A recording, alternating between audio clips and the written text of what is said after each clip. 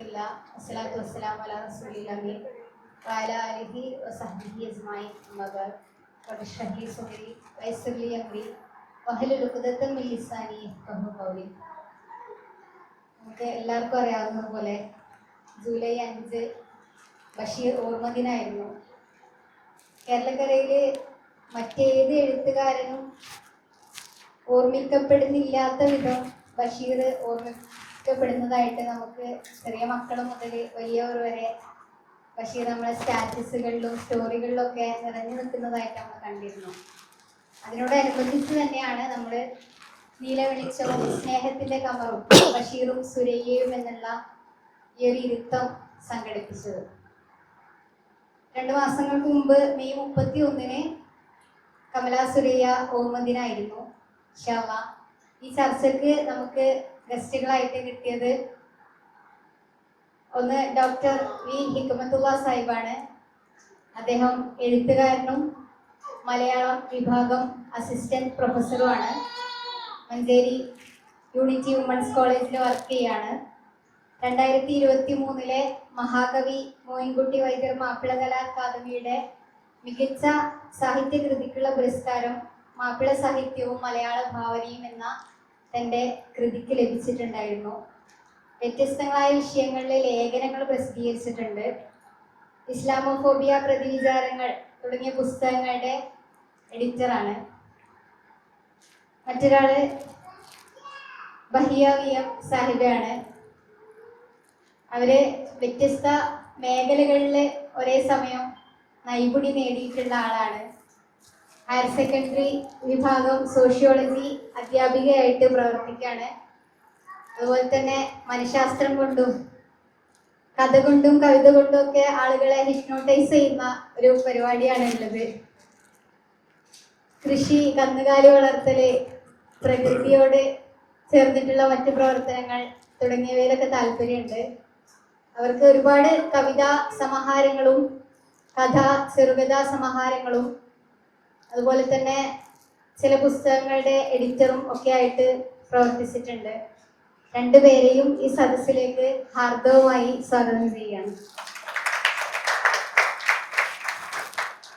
എനിക്ക് ആദ്യം ചോദിക്കാനുള്ളത്, ഞാൻ നേരത്തെ സൂചിപ്പിച്ചതുപോലെ ബഷീർ മറ്റൊരു എഴുത്തുകാരനും ഓർമ്മിക്കപ്പെട്ടിട്ടില്ലാത്ത വിധത്തിൽ സാധാരണക്കാരുടെയും കുട്ടികളുടെ അടക്കം എല്ലാവരുടെയും ഓർമ്മയിൽ നിറഞ്ഞു നിൽക്കുന്ന ഒരു എഴുത്തുകാരനായിട്ട് നമ്മൾ കണ്ടു. സത്യത്തില് ബഷീറിനെ എന്താണ് ഇത്ര വലിയ മഹാനായിട്ടുള്ള ഒരു എഴുത്തുകാരനാക്കുന്നത്? ഈ തലക്കെട്ടിനെ കുറിച്ച് എന്നോട് ചർച്ച ചെയ്തിരുന്നു. വളരെ വിചിത്രമായ എന്നാൽ കൗതുകം ജനിപ്പിക്കുന്ന നല്ല ഒരു തലക്കെട്ടാണ് ഇന്നത്തെ പരിപാടിക്ക് ഇട്ടിട്ടുള്ളത്. ബഷീറിനെ നീലവെളിച്ചം എന്ന് പറയുന്ന ഒരു വിശേഷണം കൊണ്ടാണ് ഇതിൽ അറിയപ്പെടുത്തുന്നത്, ശ്രമിക്കുന്നത്. ബഷീറിനെ കുറിച്ചാണ് എന്നോട് ചോദിച്ച് തുടങ്ങുന്നത്. അതുകൊണ്ട് ഞാൻ അങ്ങനെ തുടങ്ങാമെന്ന് വിചാരിച്ചു.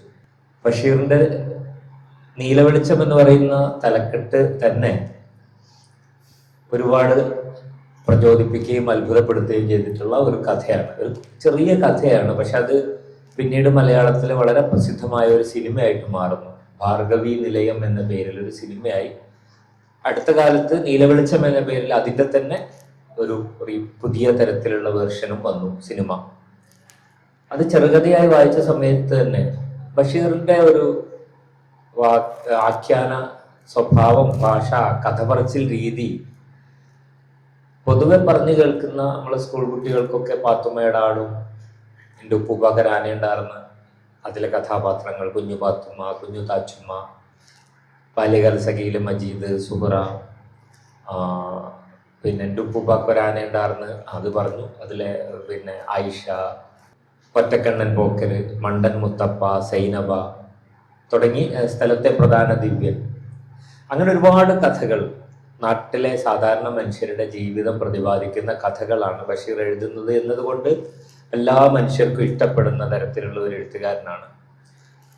ഈ സാധാരണക്കാര് സ്ഥിരമായി അവർക്കൊക്കെ ഇഷ്ടപ്പെടുന്ന ഒരു ആളായിട്ടും, അതുപോലെ തന്നെ മൊത്തത്തിൽ മലയാളിയുടെ എന്താ പറയുക, ഇപ്പം മഹാത്മാഗാന്ധിയെ കാണും പോലെയാണ് കുപ്പായമിടാത്ത ബഷീർ മാംഗോസ്റ്റൈൻ്റെ മരച്ചുവട്ടിലിരുന്ന് ആ ചാരുകസേലയിൽ ഇരുന്ന് സോജ രാജകുമാരി കേൾക്കുന്ന പങ്കജ് മല്ലിക്കിനെ, സെയ്ഗാളിനെ, പോൾ റോബ്സനെ ഒക്കെ കേൾക്കുന്ന, അവരുടെ പഴയ ഗ്രാമഫോൺ റെക്കോർഡുകളിൽ പാട്ട് കേട്ട് പ്രകൃതിയോട് അഭിരമിച്ച് അങ്ങനെ ഇരിക്കുന്ന ഒരു ബഷീറിനെയാണ് ഒരു ഫിഗറായിട്ട്, ഒരു എന്താ പറയുക, എഴുത്തിന്റെ ഒരു, സത്യം പറഞ്ഞാൽ എഴുത്തച്ഛനാണ് മലയാള ഭാഷയുടെ പിതാവ് എന്നൊക്കെ പറയുമെങ്കിലും എഴുത്തിന്റെ ഒരു പിതൃ സ്വരൂപമായിട്ട് ബഷീർ എന്ന് പറയുന്ന, ബഷീറിൽ ഒരു വിഷ്വലാണ് മലയാളി കൊണ്ടാടുന്നത്. അത് കാരണം ജനകീയമായിട്ടുള്ള ഒരു സ്വഭാവം ബഷീറിന്റെ എഴുത്തുകൾക്കുള്ളത് കൊണ്ടാണ്.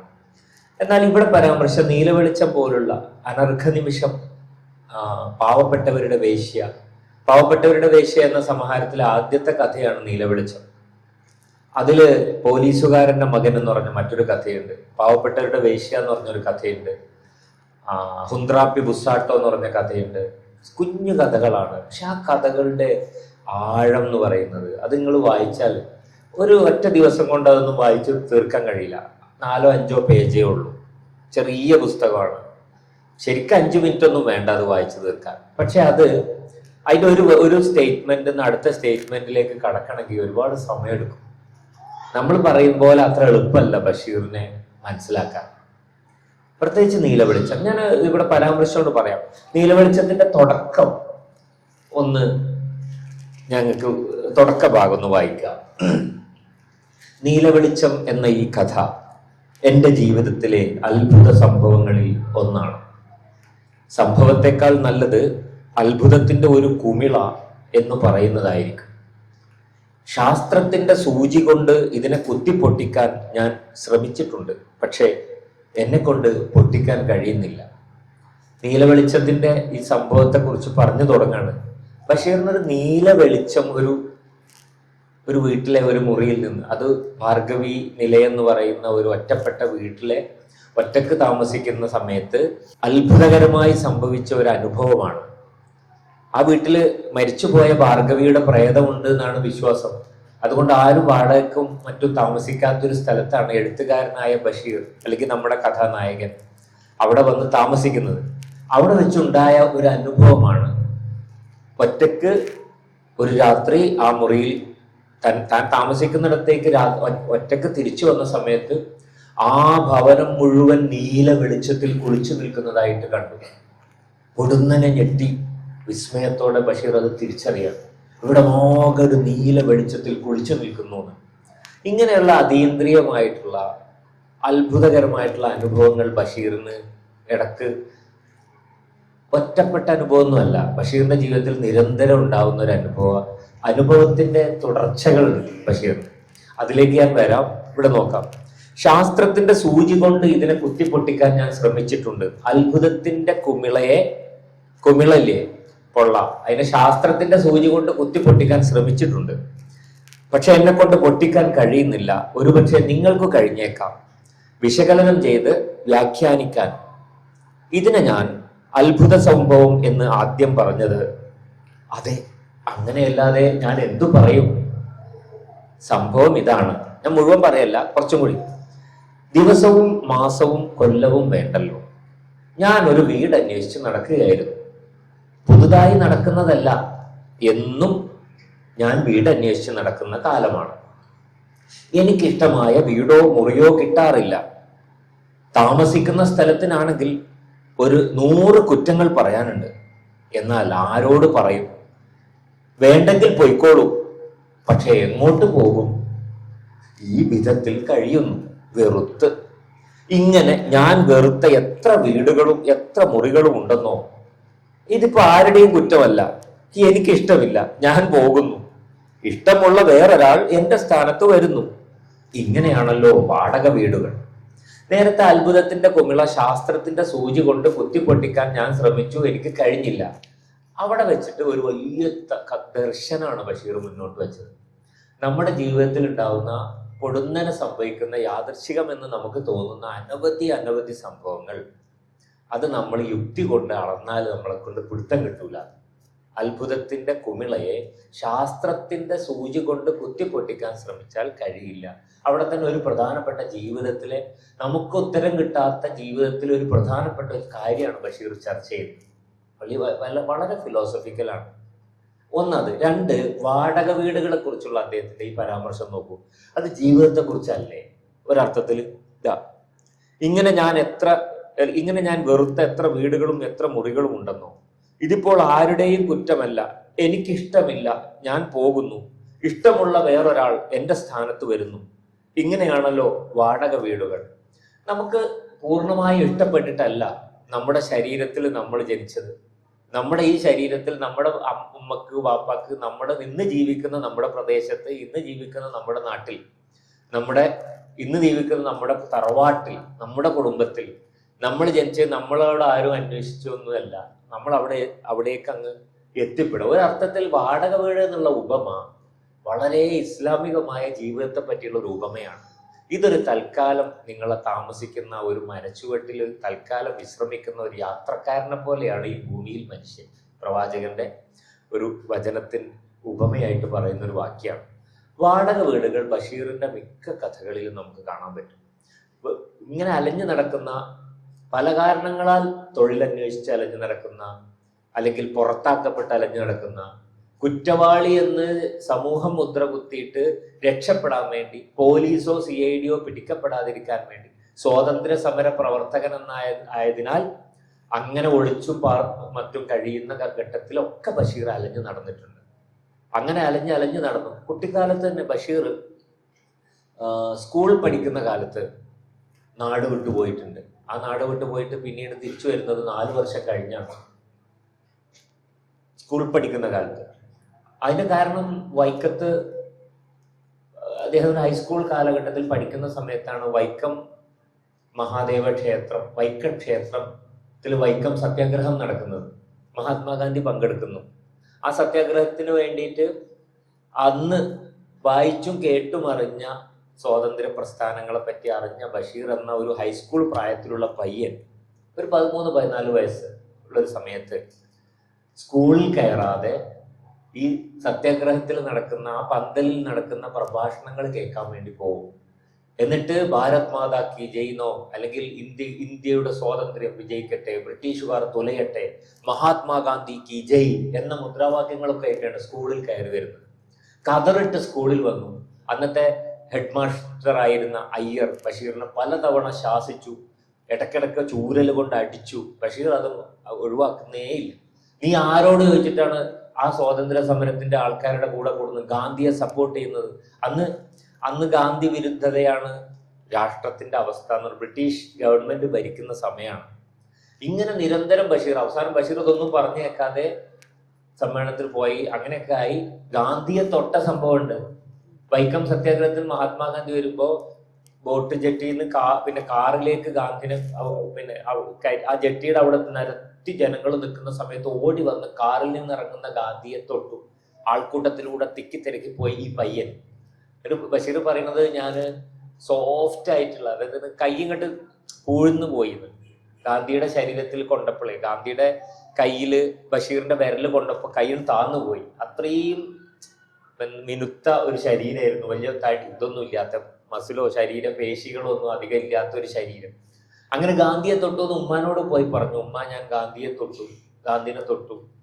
അപ്പൊ ഈ കതറ് ഗാന്ധി പഠിപ്പിച്ച എന്തോ ആണെന്നാണ്.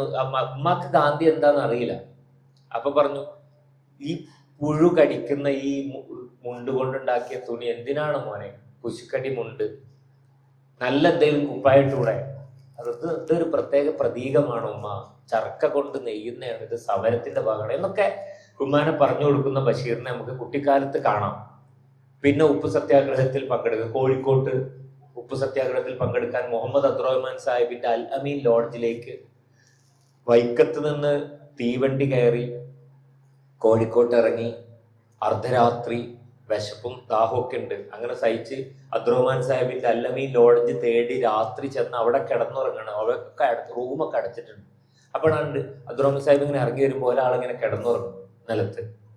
ആ പേരെന്താണ്? ബഷീർ. എവിടുന്നാ വരുന്നത്? വൈക്കത്തുനിന്നാണ്. ആ ശരി, മോൻ എന്തെങ്കിലും കഴിച്ചോ? ഉടനെ ഭക്ഷണം വാങ്ങിക്കൊടുക്കുന്നു. അതിനെക്കുറിച്ചൊക്കെ ബഷീർ പിന്നീട് പറയുന്നത്. അബ്ദുറഹ്മാൻ സാഹിബ് ആദ്യം ചോദിച്ചത് മറ്റു കാര്യങ്ങളൊന്നും അല്ല, പേര് ചോദിച്ച ഉടനെ ചോദിച്ച ഭക്ഷണമാണ്, കഴിച്ചോ എന്നുള്ളത്. അപ്പൊ ഞാൻ പറഞ്ഞു വരുന്നത്, പിന്നീട് അവിടുന്ന് പോലീസ് പിടിക്കുന്നു, സത്യാഗ്രഹത്തിന് പോകുന്ന സമയത്ത് പിടിക്കുന്നു. നർത്തനങ്ങളുടെ പരമ്പര. കണ്ണൂർ സെൻട്രൽ ജയിലിൽ കിടക്കുന്നു. അവിടെ കിടന്ന് അവസാനം അവിടെ നിന്നുള്ള ഒരു നമ്പ്യാർ എന്ന് പറഞ്ഞൊരു പോലീസ് പേര് ചോദിച്ചു, ബഷീർ എന്ന് പറഞ്ഞു. അപ്പൊ തന്നെ അദ്ദേഹത്തിന് ഭയങ്കര പ്രശ്നം തുടങ്ങി, അടി തുടങ്ങി. വീട് എവിടെയെന്ന് പറഞ്ഞു. വീട് പറഞ്ഞപ്പോ വൈക്കത്താന്ന് പറഞ്ഞപ്പോ, ഓ അവിടെ തിരുവിതാംകൂറിലൊക്കെ സ്വാതന്ത്ര്യം നേടി കൊടുത്തിട്ടാണോ നീ മലബാറിലേക്ക് വണ്ടി കയറിയത് എന്ന് പറഞ്ഞു. കഠിനമായ ഇടിയ. അങ്ങനെ ആ മർദ്ദനമൊക്കെ സഹിച്ചു. പിന്നീട് കണ്ണൂരിൽ കുറെ പീഡനം സഹിച്ചു. ഈ പീഡനങ്ങളുടെ കഥയൊക്കെയാണ് ലോക്കപ്പിൽ കിടന്ന് ബഷീർ എഴുതിയ കഥയാണ് പോലീസുകാരന്റെ മകൻ. ഒരു ഗംഭീരമായിട്ടുള്ള ഒരു കഥയാണ്. ടൈഗർ വേറൊരു പോലീസ് നായയുടെ ഒരു കഥയാണ്. അതായത് രാഷ്ട്രീയ കഥകൾ, ബഷീറിന്റെ രാഷ്ട്രീയ കഥകൾ ഒരു പ്രത്യേക സെഷനായിട്ട് നമ്മൾ പഠിക്കേണ്ടതാണ് ശരിക്കും പറഞ്ഞാൽ. ഭരണകൂട ഭീകരതയ്ക്കെതിരെ ബഷീർ എഴുതിയ കഥകൾ. കാരണം ബഷീർ അങ്ങനെ ഒരു പിടികിട്ടാപ്പുള്ളിയായി പ്രഖ്യാപിക്കപ്പെട്ട ആളാണ്. സർ CP എന്ന് പറയുന്ന ഏകാധിപതി തിരുവിതാംകൂറിൽ ഭരിക്കുന്ന സമയത്ത് ഉജ്ജീവനം എന്നൊരു പത്രം നടത്തുകയും ഭഗത് സിംഗ് മോഡൽ രാഷ്ട്രീയ പ്രസ്ഥാനം ഉണ്ടാക്കുകയും ഒളിപ്പോരിന് പ്ലാൻ ചെയ്യുകയും ആയുധങ്ങളുമായി ചെറുപ്പക്കാരെ സംഘടിപ്പിക്കുകയും ചെയ്ത ഒരാളാണ് ബഷീർ. അന്ന് അങ്ങനത്തെ മീശ വെച്ചിട്ടാണ് ബഷീർ നടന്നിരുന്നത്. വരൂ, സ്വാതന്ത്ര്യത്തിന് വേണ്ടി രക്തമൊഴുക്കൂ എന്ന് ഉജ്ജീവനം എന്ന മാസികയിൽ ലേഖനം എഴുതിയതിന്റെ പേരിൽ പോലീസ് അന്വേഷിച്ച് നടന്നപ്പോൾ ഒളിവിൽ കഴിഞ്ഞ് നാടുവിട്ട ആളാണ് ബഷീർ.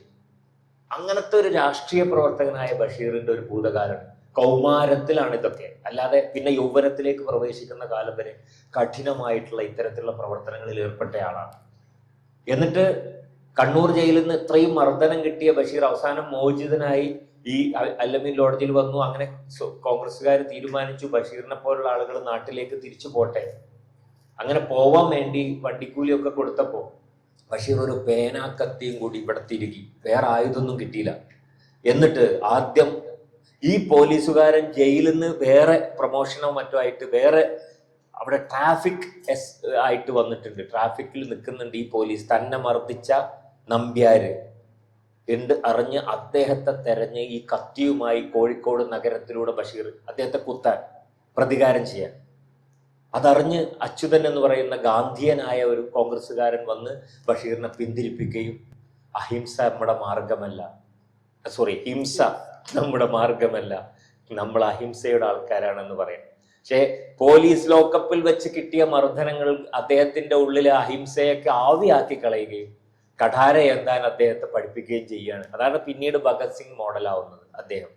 അങ്ങനെ പല പല തരത്തിലുള്ള ദർശനങ്ങളിലൂടെ രാഷ്ട്രീയ ബോധ്യങ്ങളിലൂടെ കടന്നുപോയ ബഷീറിനെ നമുക്ക് ഒരു കാലഘട്ടത്തിൽ കാണാൻ പറ്റും. ഇനി ഈ നീലവെളിച്ചം പോലെയുള്ള വിസ്മയകരമായ സംഭവങ്ങൾ ബഷീർ ധാരാളം എഴുതിയിട്ടുണ്ട്. അതീന്ദ്രിയ അനുഭവങ്ങളുടെ ഒരു കെട്ടാണ് ബഷീർ. ഒരിക്കൽ ബഷീറും ഫാബിയും തലയോലപ്പറമ്പിലേക്ക് പോയി.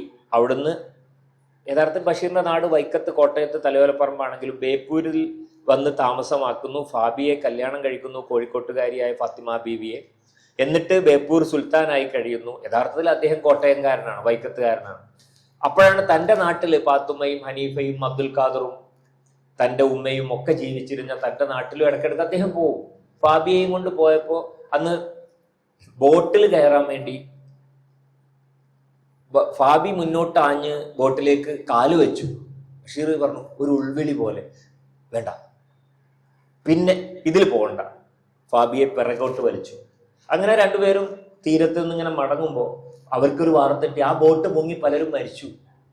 അപ്പൊ ബഷീർ പറഞ്ഞത്, എന്നോട് ഉള്ളിലിരുന്ന ഒരാൾ പറഞ്ഞു അതിൽ കയറണ്ട, കയറിയാൽ എന്തെങ്കിലും സംഭവിക്കും. ഇങ്ങനെ കുറേ ആറാമിന്ദ്രിയം ഉണർന്ന ഒരാളായി ബഷീറിനെ നമ്മൾ പല പല ഘട്ടങ്ങളിലും കാണുന്നുണ്ട്. നിലാവിൽ കുളിച്ച വിശ്വമോഹിനി എന്ന് പറഞ്ഞൊരു ചെറുകഥയുണ്ട് ബഷീറിന്റെ. ഒരു സന്ധ്യാപ്രണാമം എന്ന് പറഞ്ഞൊരു കഥയുണ്ട്. ആ സന്ധ്യാപ്രണാമത്തിൽ ബഷീർ നമ്മൾ വായിക്കാത്ത അനവധി കഥകൾ എഴുതിയ ആളാണ്. നമ്മളാകെ ഒരു പാത്തുമ്മേടാടോ ഉപ്പൂപ്പൊക്കെ കണ്ടിട്ടുണ്ടാവും. ബഷീറിന്റെ കുഞ്ഞു കഥകൾ വായിച്ച് ഞെട്ടിപ്പോകുന്നത്. ചെറിയ ചെറിയ ചെറിയ സന്ധ്യാപ്രണാമൊക്കെ വായിച്ച ദിവസങ്ങളോളം വായിച്ച ഓരോ വരികളിലൂടെ ആലോചിക്കാണ്. അതിൽ കാട്ടിലൂടെ പോകുന്ന ഒരു ഒറ്റപ്പെട്ട മനുഷ്യൻ, അയാളിങ്ങനെ ഇടിഞ്ഞു പൊളിഞ്ഞൊരു ക്ഷേത്രത്തിൽ, ബുദ്ധ ക്ഷേത്രത്തിന്റെ അടുത്തിരിക്കുകയാണ്. അപ്പൊ അയാൾക്ക് തോന്നുകയാണ് നൂറ്റാണ്ടുകളുടെ മനുഷ്യരുടെ വിയർപ്പും രക്തവും മജ്ജയും കലർന്ന മനുഷ്യരുടെ ഉച്ഛ്വാസങ്ങൾ കടന്നുപോയ വഴിയാണിത്. എന്നിട്ട് ബഷീറിന് ആ കഥാനായകൻ ദുഃഖം തോന്നുകയാണ്. മരിച്ചുപോയ മനുഷ്യർ, അവരുടെ ആശകൾ, ആഗ്രഹങ്ങൾ, സ്വപ്നങ്ങൾ എന്നൊക്കെ പറഞ്ഞങ്ങനെ. പിന്നീട് പെട്ടെന്ന് അയാൾക്ക് തോന്നുന്നത്, ആ മരത്തിൽ ഈ ചപ്പിലകൾ ഒന്നായിട്ട് പരന്നു കിടക്കുന്ന ചപ്പിലകൾ, ചപ്പും ചവറും ഉണ്ടാവും. ഇതെല്ലാം കൂടി ഒരു മരത്തിലേക്ക് അങ്ങോട്ട് തെറിച്ചു പോയിട്ട് മരത്തിന്റെ ഇലകളായി മാറി കണ്ണൊക്കെ ഉള്ള ഒരു മനുഷ്യരൂപം കൊണ്ട് ആ മരം തന്നെ നോക്കുന്നു. ഇങ്ങനത്തെ വിസ്മയകരമായ അത്ഭുതകരമായ പ്രസ്താവങ്ങളൊക്കെ ഉണ്ട് ബഷീറിന്റെ. ഈ എന്താ പറയാ, ഒരു കൊടുന്നനെ നമ്മളെ ഞെട്ടിപ്പിച്ച് കളയുന്ന പ്രയോഗങ്ങളൊക്കെ ഉണ്ട് ബഷീർ. അപ്പൊ ഞാൻ പറഞ്ഞത്, ഇവിടെ നീലവെളിച്ചത്തിൽ പോലും വാടക വീടുകളെ കുറിച്ചുള്ള പരാമർശം എന്ന് പറയുന്നത് യഥാർത്ഥത്തിൽ ജീവിതം താൽക്കാലിക സത്രമാണ്, വഴിയമ്പലമാണ്, താൽക്കാലികമായൊരു വാടക വീടാണ് എന്ന ഒരു ദർശനമാണ് ഒരർത്ഥത്തിൽ ബഷീർ ഇതിനകത്ത് പറയുന്നത്. അപ്പൊ ഞാൻ ഒരു ആമുഖം ബഷീറിനെ കുറിച്ച്, എന്തുകൊണ്ട് ബഷീർ വായിക്കപ്പെടുന്നു എന്ന് മാത്രം തൽക്കാലം പറഞ്ഞതാണ്. പിന്നെ ബഷീറിനെ കുറിച്ച് നമുക്ക് എത്രയും പറയാം. മീൻസ് അത് അദ്ദേഹത്തിനെ കുറിച്ച് കുറെ, അപ്പോൾ പോപ്പുലറായി റീഡ് ചെയ്യപ്പെടുന്ന ഒരു ബഷീറുണ്ട്. എന്നാൽ കുഞ്ഞു കഥകൾ, ചെറുകഥകളിലൂടെ, സൂക്ഷ്മമായ കഥകളിലൂടെ, കഥയാണോ നോവലാണോ, ചെറുകഥയാണോ നോവലാണോ, കവിതയാണോ തിരക്കഥയാണോ, പ്രസംഗമാണോ ഗദ്യമാണോ, ഒന്നും പറയാൻ പറ്റാത്ത കുറേ ഫോർമാറ്റിലുള്ള കാര്യങ്ങൾ എഴുതിയ ഒരാളാണ് ബഷീർ. അതിൻ്റെ ഒക്കെ അതിർവരമ്പുകളെ തകർത്ത് കളഞ്ഞ ഒരാളാണ് ബഷീർ. ഇതുകൊണ്ടൊക്കെ ആയിരിക്കാം ബഷീർ പല ലെയറുകളിലുള്ള മനുഷ്യരാൽ വായിക്കപ്പെടുന്നത് എന്ന് മാത്രം ഞാൻ ആമുഖമായിട്ട് പറയാം. ഞാൻ ആദ്യമായിട്ട് ബഷീറിനെ വായിക്കുന്നത് ഒരു 7ാം ക്ലാസ്സിൽ പഠിക്കുന്ന കുട്ടിയായിരിക്കുമ്പോഴാണെന്നാണ് ഓർമ്മ. അന്ന് തന്നെ വളരെ ആസ്വദിച്ച് ബഷീറിനെ വായിച്ചിട്ടുണ്ട്. അപ്പോൾ ഹിക്മത്ത് സാഹിബ് പറഞ്ഞപ്പോൾ എനിക്ക് ഓർമ്മ വരുന്നത്, ഒരു 7ാം ക്ലാസ്സുകാരിയായ ഞാൻ വായിക്കുന്ന ബഷീറും ഡോക്ടർ ഹിക്മത്തുള്ള വായിക്കുന്ന ബഷീറും രണ്ടായതുപോലെ വഹിയ സാഹിബ വായിക്കുന്ന ബഷീറിനെ അറിയാനും നമുക്ക് ആഗ്രഹമുണ്ട്. ഞാനും ഏകദേശം നിങ്ങളൊക്കെ വായിച്ച ബഷീറിനെ വായിച്ചിട്ടുള്ളൂ. അതിൻ്റെ അപ്പുറത്തേക്കുള്ള ബഷീറിനെ ഇവരുടെയൊക്കെ ക്ലാസ്സുകളിൽ കേൾക്കുക എന്നല്ലാതെ വലിയ തോതിലൊന്നും വായിച്ചു പോയിട്ടില്ല. ഈ സ്വാതന്ത്ര്യ സമരവുമായിട്ട് ബന്ധപ്പെട്ടിട്ട് പോയിട്ടുള്ളത്, തൊട്ട് കഴിഞ്ഞിട്ട് ഞാൻ ഗാന്ധിനെ തൊട്ടേന്ന് സന്തോഷത്തോടു കൂടി വന്ന് പറയുന്നത്, അങ്ങനെയുള്ള ചില കാര്യങ്ങളൊക്കെ എന്നല്ലാതെ ഇത്രയും വിശാലമായ ഒരു അർത്ഥത്തിലൊന്നും ബഷീറിയൻ കൃതികളെയോ അല്ലെങ്കിൽ ബഷീറിനെയോ വായിച്ച് എത്തിയിട്ടില്ല. പിന്നെ ചില ഇതുപോലെയുള്ള നീലവെളിച്ചം വായിച്ചിട്ടുണ്ട്, അനർഘ നിമിഷം, അങ്ങനെ ചെറിയ കുറച്ച് കാര്യങ്ങൾ മാത്രമാണ് അതിനപ്പുറത്തേക്ക് വായിച്ചിട്ടുള്ളത്. അതിൻ്റെ കാരണമായിട്ട് തോന്നുന്നത്, എപ്പോഴും നമ്മൾ വായിക്കാൻ വേണ്ടി ശ്രമിക്കുമ്പോൾ നമുക്ക് കേട്ടുപരിചയമുള്ള പേരുകളിലുള്ള ബുക്കിലേക്ക്, കഥകളിലേക്കായിരിക്കും നമ്മൾ പോകുന്നത്. ബഷീറിനെ ആഘോഷിക്കുമ്പോഴും വളരെ സിമ്പിളായ കാര്യങ്ങളിൽ, അല്ലെങ്കിൽ അങ്ങനെ കുട്ടികൾക്കും കൂടി പറ്റുന്ന കഥകളുടെ പേരിൽ ആ ആഘോഷത്തിന് ഒരു ലിമിറ്റ് വെച്ച് നിർത്തുന്നതായിട്ട് പലപ്പോഴും തോന്നാറുണ്ട്. ഈ രാഷ്ട്രീയപരമായിട്ടുള്ള കഥകളിലേക്ക്, അതല്ലെങ്കിൽ കൂടുതൽ ഇസ്ലാമികമായിട്ടുള്ള സത്ത ഒളിച്ചു വെച്ച ഒരുപാട് എഴുത്തുകളുണ്ട്. അതിലേക്കൊന്നും വല്ലാതെ പോവാതെ കുറച്ച് നാടൻ രചനകളിൽ ഒതുക്കി നിർത്തുന്ന പോലെയാണ് പലപ്പോഴും. കാരണം ഇപ്പോൾ നമ്മളൊരു ടീച്ചറൊക്കെ ആകുമ്പോൾ സ്കൂളുകളിൽ എല്ലാ വർഷവും, ഏത് സ്കൂളിലായാലും ഏത് കോളേജിലായാലും എല്ലാ വർഷവും ബഷീർ ദിന ആഘോഷം ഉണ്ടാവും. എല്ലാ വർഷവും നമ്മൾ അതിനെക്കുറിച്ചുള്ള ക്ലാസ്സുകൾ കേൾക്കും. എല്ലാത്തിലും പറഞ്ഞു പോകുന്നത് ഒരേ സാധനങ്ങൾ, ഒരേ ലെവലായിരിക്കും. അതിൽ നിന്ന് വ്യത്യസ്തമായിട്ടൊരു സംഗതി കിട്ടുന്നത് ഇതുപോലെയുള്ള വേദികളിൽ ഇത്തരത്തിലുള്ള സംസാരങ്ങളൊക്കെ കേൾക്കുമ്പോഴാണ്. ഇപ്പോൾ ജമീൽക്കാട് അടുത്തുനിന്നും പിന്നെ ഹിക്മത്ത് മാസ്റ്റർ അടുത്തുനിന്നൊക്കെയാണ് അത്തരത്തിലുള്ള കാര്യങ്ങൾ കേൾക്കുക. അതൊരു പക്ഷെ നമ്മൾ സംഘടിപ്പിക്കുന്ന സദസ്സുകളും അത്തരത്തിലുള്ളത് കൊണ്ടായിരിക്കണം. കുട്ടികൾക്ക് സംഘടിപ്പിക്കുന്നതിൽ അത്തരം സംഗതികൾ അങ്ങനെ കേൾക്കാറില്ല. ചുരുക്കി പറഞ്ഞാൽ ബഷീറിനെ കുറിച്ച് ഇനി പറയാൻ എൻ്റെ കയ്യിലൊന്നുമില്ല. പറയാവുന്നതിന്റെ മാക്സിമം നിങ്ങളെടുത്തുണ്ട്.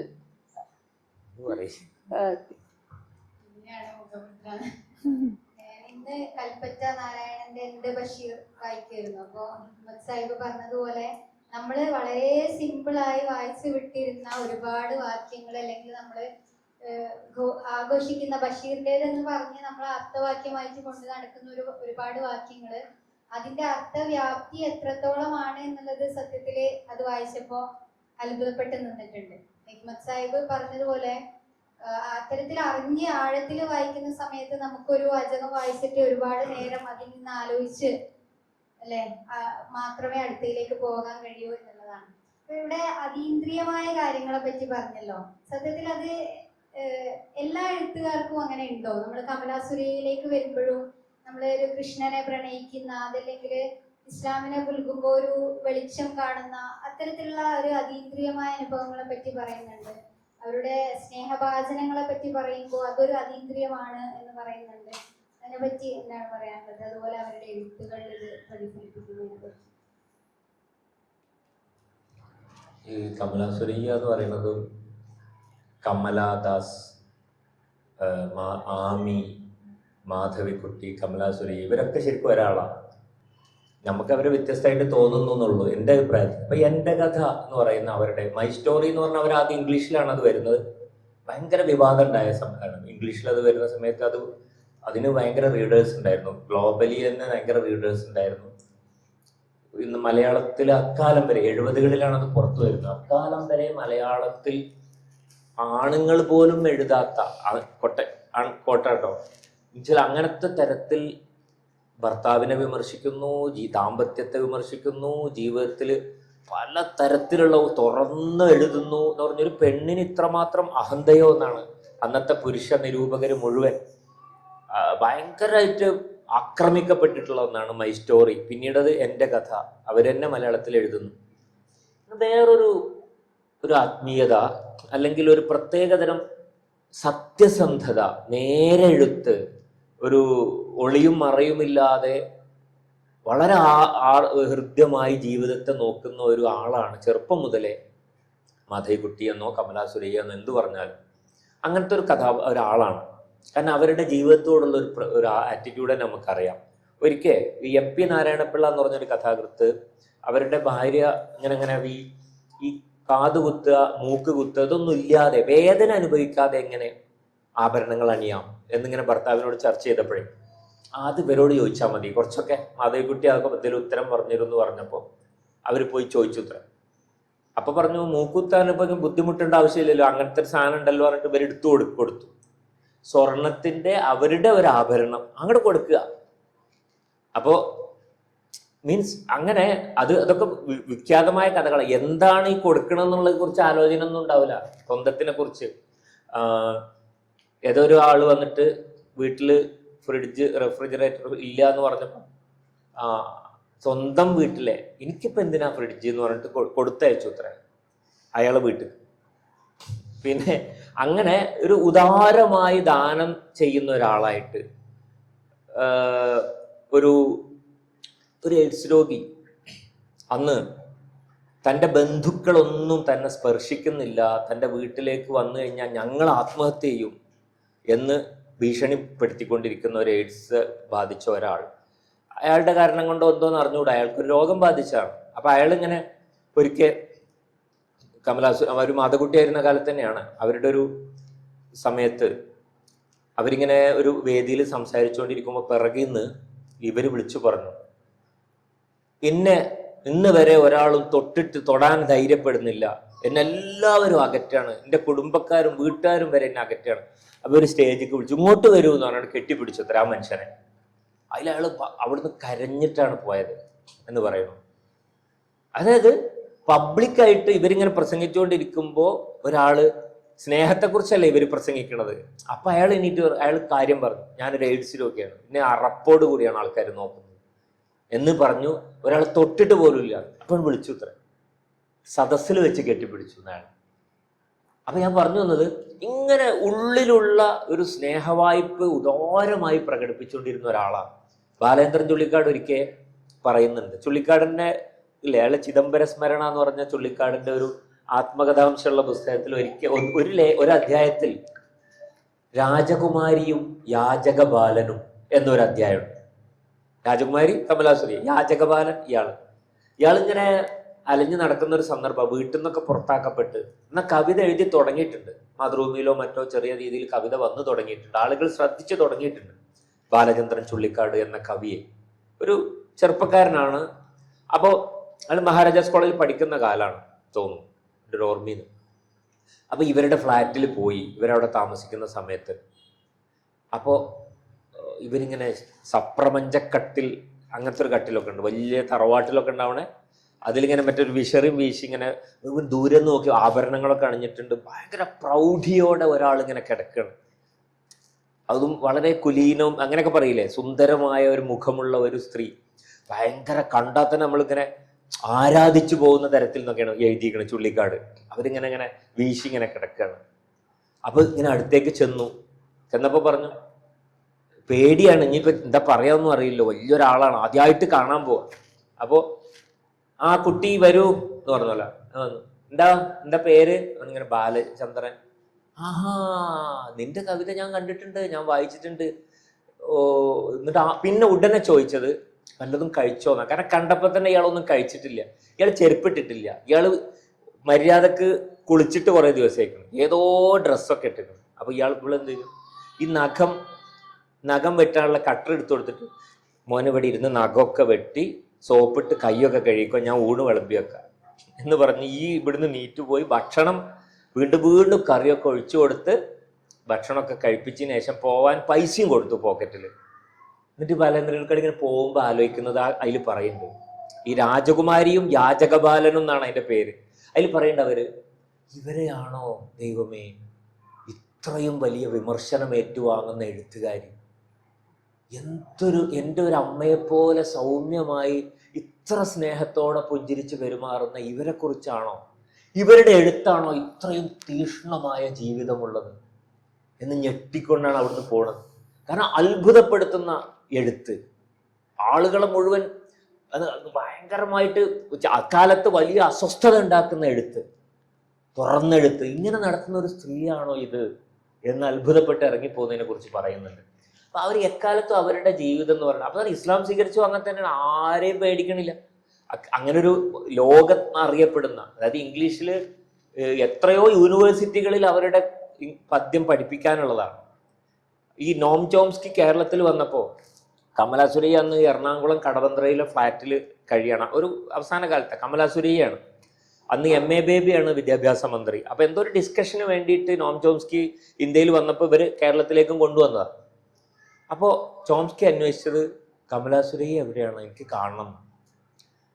അപ്പൊ ഇവരതിക്ക് ക്ഷണിച്ചിട്ട് പോലും ഇല്ല കമലാസുരയ്യനെ ഈ പ്രോഗ്രാമിൽ. എന്നിട്ട് ഈ ഫ്ലാറ്റിലേക്ക് MA ബേബി അന്ന് കൊണ്ടുപോയതിനെ കുറിച്ച് കമലാസുരയ്യ പറഞ്ഞു, ലോകത്തുനിന്ന് എവിടുന്ന് വലിയ ബുദ്ധിജീവികളോ മറ്റോ വന്നാലും ഇവിടെ വരുന്നില്ലേ, ഇവിടെ വരും, അവർക്ക് എൻ്റെ വില അറിയും കുട്ടിയെ എന്ന് ഇന്റർവ്യൂ നടത്തുമ്പോൾ ഒരാളോട് ഇങ്ങനെ പറയുന്നുണ്ട് കമലാസുരയ്യ. ഇവിടുത്തെ ആൾക്കാർ എന്നെ ബുദ്ധിമുട്ടിക്കുക, എന്നെ എപ്പോഴും കുറ്റപ്പെടുത്തുക, സ്നേഹിക്കാൻ അറിയില്ല. വൈധവ്യത്തിനെ പറ്റി എന്ന് മുതൽ അവർ വൈധവ്യത്തെ പറ്റി എഴുതുന്നുണ്ട്.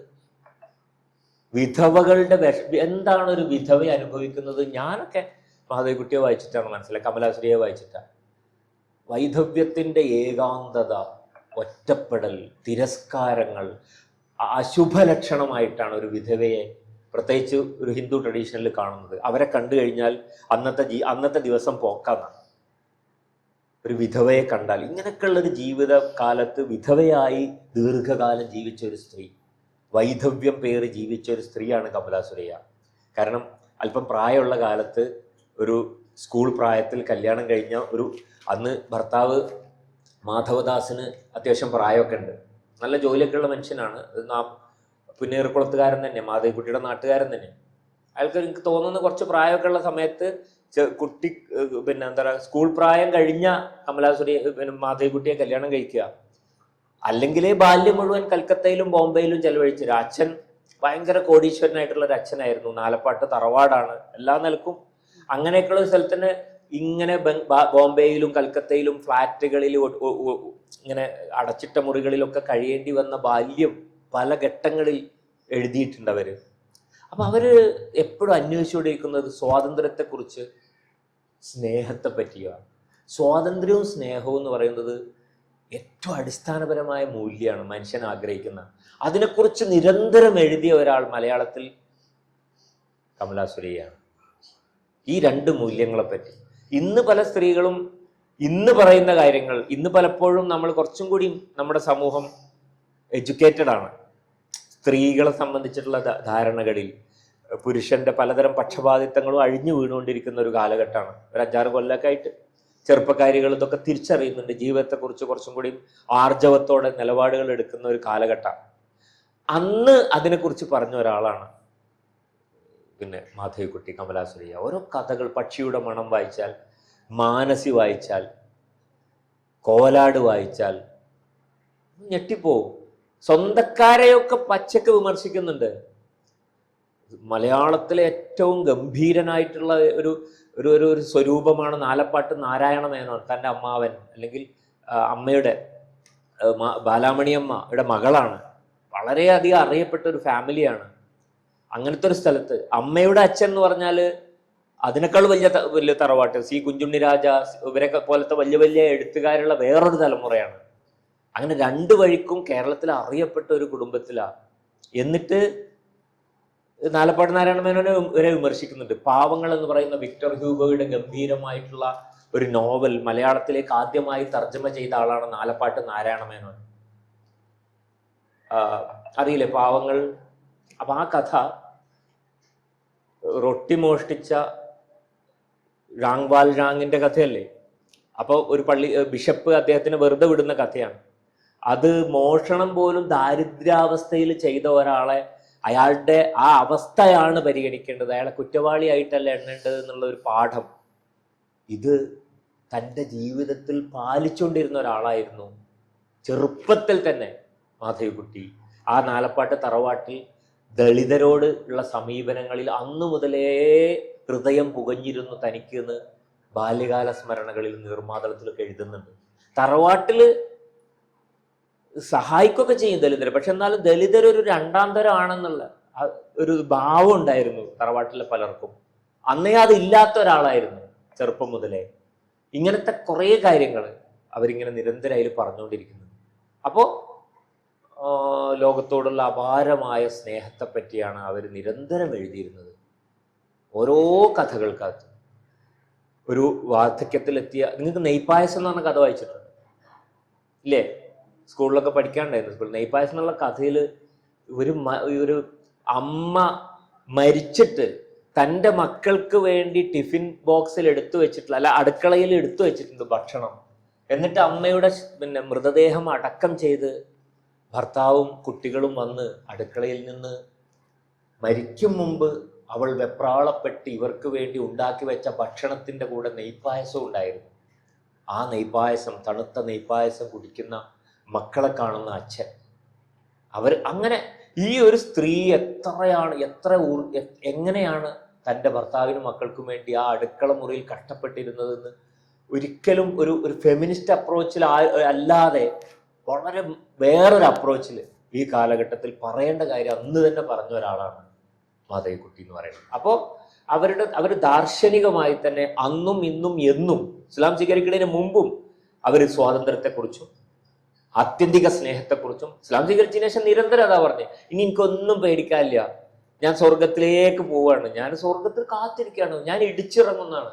അവര് പൂനെയിലെ ഹോസ്പിറ്റലിൽ വെച്ച് മരിക്കുന്നതിന് മുമ്പ് എഴുതിയ കവിത, ഇംഗ്ലീഷിൽ എഴുതിയ കവിത, അത് അയാളുടെ മകൻ MD നാലപ്പാട് പിന്നീട് അത് പബ്ലിഷ് ചെയ്യുന്നുണ്ടല്ലോ. അതിൽ പറയുന്നത് എന്താ പറയുക, crash land into paradise എന്നാണ്. ഞാനിതാ സ്വർഗത്തിലേക്ക് ഇടിച്ചിറങ്ങാൻ പോവുകയാണ്. മാലാഖമാർ, മലക്കുകൾ അവിടെ എനിക്ക് എംബ്രോയിഡറി, എൻ്റെ വസ്ത്രങ്ങളിൽ ചിത്രത്തുന്നലുകൾ നെയ്യും, ഞാൻ കാത്തിരുന്ന സ്വർഗം എനിക്ക് ഉറപ്പാണെന്നാണ്. ഇന്റർവ്യൂകളിലൊക്കെ അവർ പുനത്തിൽ കുഞ്ഞബ്ദുള്ളായിട്ടുള്ള ഇന്റർവ്യൂ യൂട്യൂബിൽ ഉണ്ടാവും. അതുപോലെ വേറൊരു ലേഡി നൈറ്റ് ഒക്കെ ഉണ്ട്. ഇനി എനിക്കൊന്നും പേടിക്കാനില്ലല്ലോ, ഇന്ന സ്വർഗത്തിൽ എനിക്ക് ആളുണ്ട്, എനിക്കൊരു ഗാർഡിയൻ ഉണ്ട്, അള്ളാഹുണ്ട്. എനിക്ക് ദാസേട്ടനുള്ള കാലത്ത് ആർക്കും പറ്റിക്കാൻ പറ്റുമായിരുന്നില്ല, റോയൽറ്റി ഒക്കെ ചോദിച്ചു വാങ്ങും, ദേഷ്യപ്പെട്ടങ്ങോട്ട് വാങ്ങും. അപ്പൊ എനിക്ക് ഒരു ആളുണ്ടായിരുന്നു. പിന്നെ എനിക്ക് ആരും ഇല്ലാതായല്ലോ, വിധവയല്ലേ, എല്ലാവർക്കും പറ്റിക്കാം, എല്ലാവർക്കും എന്നെ തെറി പറയാ, ദേഷ്യം പിടിക്കാം. ഇനി അള്ളാഹു അവിടെ എന്നെ കാത്തിരിക്കുകയാണ്, ആരും എന്നെ ദേഷ്യപ്പെടൂല, എനിക്കൊരു ഗാർഡിയൻ ഉണ്ടല്ലോ, ഞാൻ അങ്ങോട്ട് പോവാ, ഉറപ്പല്ലേ എനിക്കൊക്കെ സ്വർഗം. ഇങ്ങനെയാണ് സംസാരിക്കണത്. അത് കേട്ടാൽ നിങ്ങൾക്ക് മനസ്സിലാവും. ഇങ്ങനെ സ്വർഗം ഉറപ്പിച്ച് സംസാരിക്കുന്ന തരത്തിലേക്ക് ഒരാൾ ആത്മീയമായി വളരുന്ന ഒരു ഘട്ടം. പണ്ടേ അങ്ങനത്തെ ഒരു ശൈലിയാണ് അവരുടേത്. അവർക്ക് ഒന്നിനെയും പേടിയില്ലാത്ത തരത്തിൽ അവർ ജീവിച്ചിട്ടുള്ളത്. പക്ഷെ അവരെക്കുറിച്ച് ഒരുപാട് അപവാദങ്ങൾ, അസാൻമാർഗികമായിട്ടാണ് അവർ ജീവിക്കുന്നത് എന്ന് പറഞ്ഞ്, ഭ്രാന്ത് എന്ന് പറഞ്ഞ്, ഭ്രാന്തി എന്നോ മറ്റോ പറഞ്ഞിട്ട് പണ്ടൊരു കഥ വന്നിരുന്നു ഇവരെ കുറിച്ചാണ്. എന്റെ കഥ വന്നതിന് ശേഷം ഇവരെ മോശമാക്കിയിട്ട് ഒരു അമ്മുക്കുട്ടി എന്നുള്ളൊരു കഥാപാത്രമായി പമ്മന്റെ ഒരു നോവൽ വന്ന സമയത്ത് മലയാള നാട് എന്നുള്ള വാരികയിലാണ് വന്നത്. അവര് ആ മാസികന്റെ അത് മോശമാണ്, പിൻവലിക്കണം എന്നൊക്കെ മാധവിക്കുട്ടി അന്ന് ആവശ്യപ്പെട്ടിട്ടും അവർ ചെയ്തില്ല. പിന്നീട് മലയാള നാടിന്റെ മുമ്പ് പോയിട്ട് മാധവിക്കുട്ടി നശിച്ചു പോട്ടെ നിങ്ങളുടെ സ്ഥാപനം, ആദ്യമായിട്ട് ഞാൻ ജീവിതത്തിൽ ശപിച്ചു. മുമ്പൊന്നും ഇസ്ലാം ആയതിനു ശേഷം ഞാൻ ശപിക്കൂല, ഇസ്ലാമിൽ ശപിക്കാനൊന്നും പറ്റില്ല, സ്നേഹിക്കാനേ പറ്റൂ എന്നൊക്കെ പറയുന്നുണ്ടെങ്കിലും അന്ന് ശപിച്ചു. പക്ഷെ ഞാൻ ശപിച്ചാത് നടക്കൂട്ടോ. മലയാള നാട് പൂട്ടിപ്പോയി സത്യം, തമാശല്ല ഞാൻ പറയുന്നത്. മലയാള നാട് ഇവര് ശപിച്ചതിന് ശേഷം പൂട്ടിപ്പോയി ആ പത്രം. അത് ഞാൻ പറഞ്ഞു, അതാ ശപിച്ചാണോ അല്ലോ എന്നുള്ളതും മറ്റൊന്നും യുക്തിയൊന്നും അല്ല ഞാൻ സംസാരിക്കുന്നത്. ഇങ്ങനെ യുക്തിക്കപ്പുറത്ത് ജീവിച്ച രണ്ടാൾക്കാരാണ് ബഷീറും കമലാസുരയും. യുക്തി അവർക്ക് ബാധകമല്ല, അവരതിൻ്റെ അപ്പുറത്ത് ലോകത്തെ മനസ്സിലാക്കിയ ആൾക്കാരാണ്. അപ്പൊ അങ്ങനെ തന്നെ അവരെ വായിക്കണം എന്നാണ് എനിക്ക് തോന്നുന്നത്. കമലാസുരയെ പറയുന്നത് ഞാൻ ഒരുപാട് കാക്കകളുടെ ഇടയിൽ ജനിച്ചു പോയൊരു കുയിലാണെന്ന് പറയുന്നുണ്ട് അവരുടെ ഒരു ഇന്റർവ്യൂല്. ഞാൻ നന്നായിട്ട് പാടുമ്പോ നീ എന്താ ഞങ്ങളെ പോലെ പാടാത്തത് എന്ന് പറഞ്ഞിട്ടാണ് അവരെന്നെ ആക്രമിക്കുന്നത് എന്നുള്ളതാണ്. കമലാസുരയുടെ എഴുത്തുകളിലേക്ക് വരുമ്പോ വളരെ ആർജവമുള്ള എഴുത്തുകളാന്ന് പറഞ്ഞു. അത് അവരുടെ സംസാരങ്ങളിലും മനസ്സിൽ എന്താണോ ഉള്ളത് അത് അങ്ങനെ തന്നെ പറയുന്ന ഒരു രീതിയാണ് എന്ന് നമുക്ക് കാണാൻ പറ്റും. നേരത്തെ പറഞ്ഞു വെച്ചതുപോലെ ആ ആർജവമുള്ള എഴുത്തുകളിലേക്ക് വരുമ്പോൾ ഒരു മനുഷ്യപക്ഷ എഴുത്തായിട്ടാണ് എനിക്ക് തോന്നിയിട്ടുള്ളത്. നമ്മളൊരു സ്ത്രീപക്ഷം എന്ന് പറഞ്ഞതിനെ ചുരുക്കരുത് എന്ന് തോന്നുന്നുണ്ട്. എല്ലാ അധസ്ഥിത വിഭാഗം എന്ന് അങ്ങനെ ആയിത്തീരുന്ന എല്ലാവരോടും വളരെ ചെറുതായിട്ടും തന്നെ നിർമ്മാതളം ഭൂതകാലത്തില് ഒരു ദളിതനെ കെട്ടിയിട്ട് അടിക്കുന്നത് കാണുമ്പോൾ അത് നോക്കി നിന്ന് കണ്ണീരൊഴുക്കുന്ന ഒരു ആമിയോപ്പുവിനെ നമ്മൾ കാണുന്നുണ്ട്. ശരിക്കും അവിടെ നിന്ന് തന്നെയാണ് അവര് പിന്നെ വളർന്നു കഴിയുമ്പോൾ അല്ലെങ്കിൽ പ്രായം ആയിട്ടുള്ള സമയത്ത് മക്കൾ വിളിക്കുന്നുണ്ട്, ഞങ്ങളെ കൂടെ നിൽക്കുകയെന്ന് പറഞ്ഞ് മക്കൾ വിളിക്കുമ്പോൾ കുഞ്ഞബ്ദുള്ളയോട് തന്നെയാണ് അവര് പറയുന്നത് മക്കള് വലിയ ആൾക്കാരല്ലേ, അവര് ഗേറ്റിന്റെ അടുത്ത് പിന്നെ കാവൽക്കാരൊക്കെ ഉണ്ടാവുമല്ലോ, അപ്പൊ എന്തെയില്ല പണക്കാരെ മാത്രമേ കയറ്റി വിടൂ, ഒരു ഭിക്ഷക്കാരൻ വന്നാൽ കയറ്റി വിടൂ, അതുകൊണ്ട് മാത്രമാണ് ഞാൻ ഒറ്റക്ക് താമസിക്കുന്നത് എന്നൊക്കെ പറയുന്നത്. അങ്ങനെയുള്ള ഒരു ആമിയോപ്പുവിനെ അല്ലെങ്കിൽ കമലാസുരയെ, മാധവിക്കുട്ടിയെ എന്തിനായിരിക്കും കേരളക്കര ഇത്ര അധികം ആക്രമിച്ചത് എന്നുള്ളത് എൻ്റെ മനസ്സിൽ തങ്ങി നിൽക്കുന്ന ഒരു ചോദ്യമാണ്. അതൊരു പെണ്ണ് ഇത്തരത്തിൽ എഴുതുന്നത് കൊണ്ടാണോ, ഒരു മനുഷ്യപക്ഷ എഴുത്തായത് കൊണ്ടാണോ, ഏത് രൂപത്തിലാണ് ബഹിയ സാഹിബ് അതിനെ കാണുന്നത്? അത് തീർച്ചയായിട്ടും പെണ്ണ് എഴുതുന്നു എന്നതുകൊണ്ടായിരിക്കും. കാരണം ഇവിടെ ഉദാഹരണമായിട്ട് പറഞ്ഞ പമ്മന്റെ നോവല് ഭ്രാന്ത്, അത് മറ്റൊരു ടൈപ്പ് നോവലാണ്. ഏറ്റവും നമ്മൾ എന്താ പറയുക, ഇന്ന് 18+ എന്ന് പറയുന്ന രീതിയിലുള്ള ഒരു A സർട്ടിഫൈഡ് സാധനം. പക്ഷെ അത് പരസ്യമായി പ്രസിദ്ധീകരിക്കുമ്പോൾ അവരാണ് പോയിട്ട് അതിനെ ഇത് പ്രസിദ്ധീകരിക്കരുതെന്ന് പറയുന്നത് മാധവിക്കുട്ടിയാണ്, അല്ലാതെ നാട്ടുകാരല്ല. അതിന് വായനക്കാരുണ്ട്. അതിലെ കഥാപാത്രത്തിന് മാധവിക്കുട്ടിയായിട്ട് അതേ രൂപത്തിലൊക്കെ പറഞ്ഞു വെക്കുമ്പോൾ അതിനെ അംഗീകരിക്കാൻ ആളുകളുണ്ട്. അപ്പൊ സ്വാഭാവികമായിട്ടും അതൊരു പെണ്ണ് എഴുതുന്നു എന്നതുകൊണ്ടുള്ള വിഷയം തന്നെയാണ് എന്ന് മാത്രമല്ല, നമ്മൾ ഇതിന്റെ മുൻപൊക്കെയുള്ള പല സാഹിത്യ കൃതികൾ എടുത്തു നോക്കിയാലും അതിലെല്ലാം ഇതിനെ കവച്ചു വെക്കുന്ന രീതിയിലുള്ള പല എഴുത്തുകളുണ്ട്, പാട്ടുകളിലുണ്ട്, സിനിമകളിലുണ്ട്. അന്നൊന്നും വരാത്ത ഇത്രയും വിഷയമായിട്ടുള്ളൊരു എതിർപ്പ് വരുന്നത് ഇതൊരു സ്ത്രീയാണ് എഴുതുന്നത് മാത്രമല്ല, ഈ ലോകത്തുള്ള മലയാളി വനിതകളുടെ അല്ലെങ്കിൽ ഇന്ത്യൻ സ്ത്രീകളുടെ മുഴുവൻ കുടുംബവും ഇവരുടെ എഴുത്ത് വായിച്ച് തകർന്നു പോകും, എല്ലാ സ്ത്രീകളും ഇവരെ പോലെ പല പുരുഷന്മാരെ തെരഞ്ഞു പോകും എന്നൊക്കെ ആയിരുന്നു ആ കാലഘട്ടത്തിൽ പറഞ്ഞിരുന്ന ഇതിനെതിരായിട്ടുള്ള വാദങ്ങൾ. സത്യത്തിൽ ഇതിലേക്കൊക്കെ മാധവിക്കുട്ടി പോയിട്ടുണ്ടാവും, ഇത്തരം എഴുത്തുകളിലേക്ക് പോയിട്ടുണ്ടാവാം ചെറുപ്പത്തിൽ കിട്ടാതെ പോകുന്ന സ്നേഹത്തിന്റെ തുടർച്ചയായിട്ടായിരിക്കും. മലയാളത്തിന്റെ അമ്മ എന്നാണ് നമ്മൾ ബാലാമണി അമ്മയെ വാഴ്ത്തുന്നത്. ഈ ബാലാമണി അമ്മയുടെ മകളാണ്. അപ്പൊ വളരെ ചെറിയ കാലം വരെ അവര് മുത്തശ്ശിയുടെ കൂടെ നാട്ടിൽ ജീവിക്കുന്നു. അവിടുന്ന് ഒരു സ്കൂളിൽ ചേർക്കുന്ന കാലാവുമ്പോൾ അച്ഛൻ്റെ അമ്മയുടെയും കൂടെ കൽക്കത്തയിലേക്ക് പോകുന്നു. പക്ഷെ അവിടെ എപ്പോഴും ഒരു റൂമിൽ അടച്ചിട്ടിരുന്ന് കവിത എഴുതുന്ന, എഴുത്തുമായിട്ട് മാത്രം സംവദിക്കുന്ന ഒരമ്മ, ചുറ്റുമുള്ള വേലക്കാര് എന്ന് തന്നെയാണ് അവർ പറയുന്നത്, അവരാണ് ഇവരെ സംരക്ഷിക്കുന്നതും കുളിപ്പിക്കുന്നതും ഭക്ഷണം കൊടുക്കുന്നതും എല്ലാം.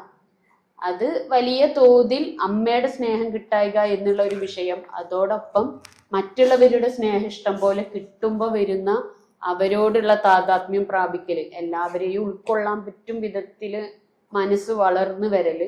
അപ്പൊ അതിനെ തുടർന്നിട്ടുണ്ടാകുന്ന കുറെ കാര്യങ്ങളായിരിക്കും ഈ മൈ സ്റ്റോറിയിൽ, എൻ്റെ കഥയിലൊക്കെ വന്നിട്ടുണ്ടായിരിക്കാം.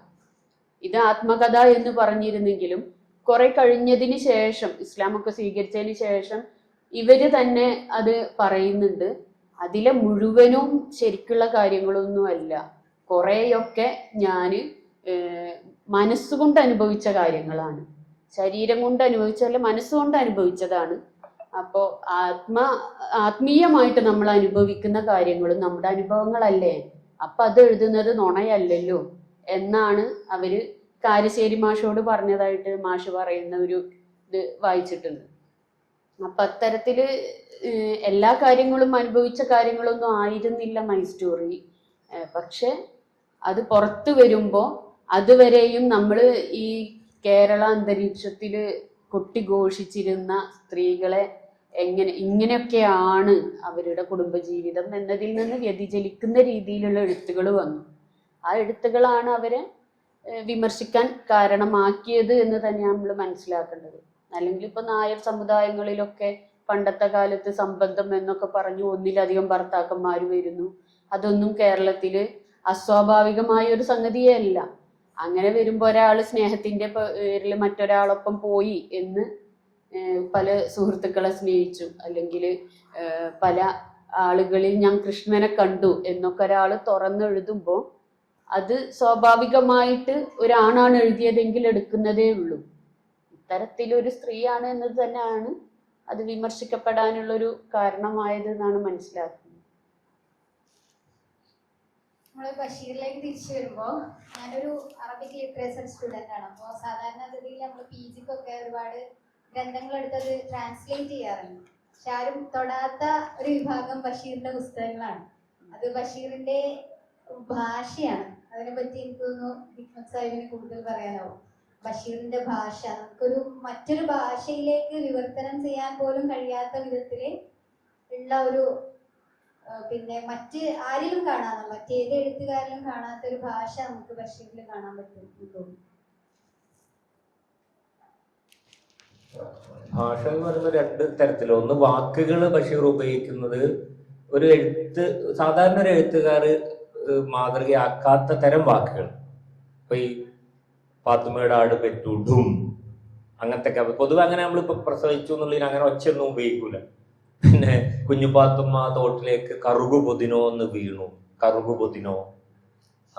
അതുപോലെ ഹുന്ദ്രാപ്പി ബുസാട്ടോ എന്ന് പറഞ്ഞൊരു കഥയുണ്ട്. പിന്നെ എൻ്റെ ഉപ്പൂപ്പാക്കൊരാനുണ്ടായിരുന്നതിലൊരു മുദ്രാവാക്യമുണ്ട്, ഗുത്തിനി ഹാലിറ്റല്ലിത്താപ്പോ സങ്കരബാഹന തുലീപ്പി ഹാലിത്ത മാണിക്കല്ലിജല്ലോ, അല്ലെ, അങ്ങനെയൊക്കെ പറഞ്ഞു. പാനത്തല്ലാക്കിയിട്ട് ജിംബാലോ എന്നൊക്കെ പറഞ്ഞിട്ട്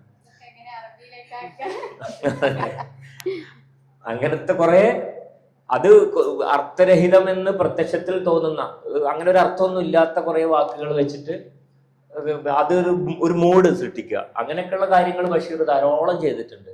അത് ഇവരുടെ ഒരു തൊഴിൽ വിനോദമാണ്. എന്നാൽ പക്ഷെ അതൊരു ഏച്ചുകൂട്ടിയത് ആയിട്ട് നമുക്ക് ഫീൽ ചെയ്യില്ല. നമുക്ക് അതിന്റെ കൂടെ അതങ്ങനെ ഒഴുകി പോവുകയാണ് ചെയ്യുക. അങ്ങനത്തെ കുറെ പളുങ്കൂസ് വ്യാകരണം, ലൊട്ടുലൊടുക്ക്, അങ്ങനത്തെ ലൊട്ടുലൊടുക്ക്, പളുങ്കൂസ്. പിന്നെ ഈ സ്ഥലത്തെ പ്രധാന പയ്യൻസ്, അല്ല അത് സിനിമയാണ്, സോറി, സ്ഥലത്തെ പ്രധാന ദിവ്യൻ, അങ്ങനത്തെ കുറെ. പിന്നെ സ്ഥലത്തെ പ്രധാന, പിന്നെ പിന്നെ ഉള്ളത് ബഷീറിന്റെ ഒരു ടോട്ടൽ ഗദ്യങ്ങളാണ്. ഒരു പ്രോസിലെ പറച്ചിലിന്റെ ശൈലി, കഥ പറയുന്ന രീതി, ചില അത്ഭുതപ്പെടുത്തുന്ന ഉപമകളൊക്കെ ഉണ്ട് ബഷീറിന്. അതൊക്കെ സാധാരണ ഇപ്പൊ പാവപ്പെട്ടവരുടെ വേശ്യ, അത് നിങ്ങൾ വായിച്ചിട്ടുണ്ടോ എന്ന് എനിക്ക് അറിഞ്ഞൂടോ, വായിച്ചിട്ടുണ്ടോ? ഇല്ല. അതൊരു ഹോസ്പിറ്റലിലാണ് കഥ പറയുന്നത്. നഴ്സിനോട് ഇങ്ങനെ സംസാരിച്ചുകൊണ്ടിരിക്കുകയാണ്. തൻ്റെ ഒരു നേഴ്സിനോട് കാമുകൻ ഇങ്ങനെ സംസാരിച്ചുകൊണ്ടിരിക്കുക. അപ്പൊ നേഴ്സ് പറയും, ഞാൻ ഈ ജീവിതം മരണവും ദുരിതവും നിരന്തരം കാണുന്നതാണ്. എനിക്ക് ഹോസ്പിറ്റലിൽ വരുന്ന അത്യാസന്ന രോഗികൾ ഉണ്ടാവും, ചിലപ്പോൾ മരിച്ചിട്ടാ പോവുക, ചിലപ്പോൾ പലതരം രോഗങ്ങൾ ഉണ്ടാവും. അതൊക്കെ കഴിഞ്ഞാൽ ഞാൻ റൂമിൽ വന്ന് സോപ്പിട്ട് കുളിച്ച് പിന്നെ ഞാൻ എൻ്റെ സാധാരണ ലൈഫാണ്. ചില ഇതിങ്ങനെ നിരന്തരം കാണുന്നതുകൊണ്ട് എനിക്കിത് ജീവിതത്തിന്റെ പലതരം അവസ്ഥകളും എനിക്കറിയാം. കാമുകനോട് പറയാം, അങ്ങനെ പറയുമ്പോൾ ഞാൻ ഇന്ന് കാമുകം അപ്പൊ അവളോട് പറയുന്നുണ്ട്, ഞാൻ ഇന്ന് പാർക്കിൽ ഇങ്ങനെ ഇരിക്കുമ്പോൾ ഒരു സ്ത്രീ ഇങ്ങനെ അവിടെ വന്നു. അതൊരു ആഖ്യാനം ബഷീറിന്റെ ഭാഷയിൽ തന്നെ ഒന്ന് കേൾക്കാം. ഞാൻ പറഞ്ഞ ചിലപ്പോൾ അതിന്റെ വ്യാഖ്യാനമാവും അല്ലെ. ഇതൊരു പഴയ ബുക്കായതുകൊണ്ട് ഇങ്ങനെ പിടിക്കാട്ടോ.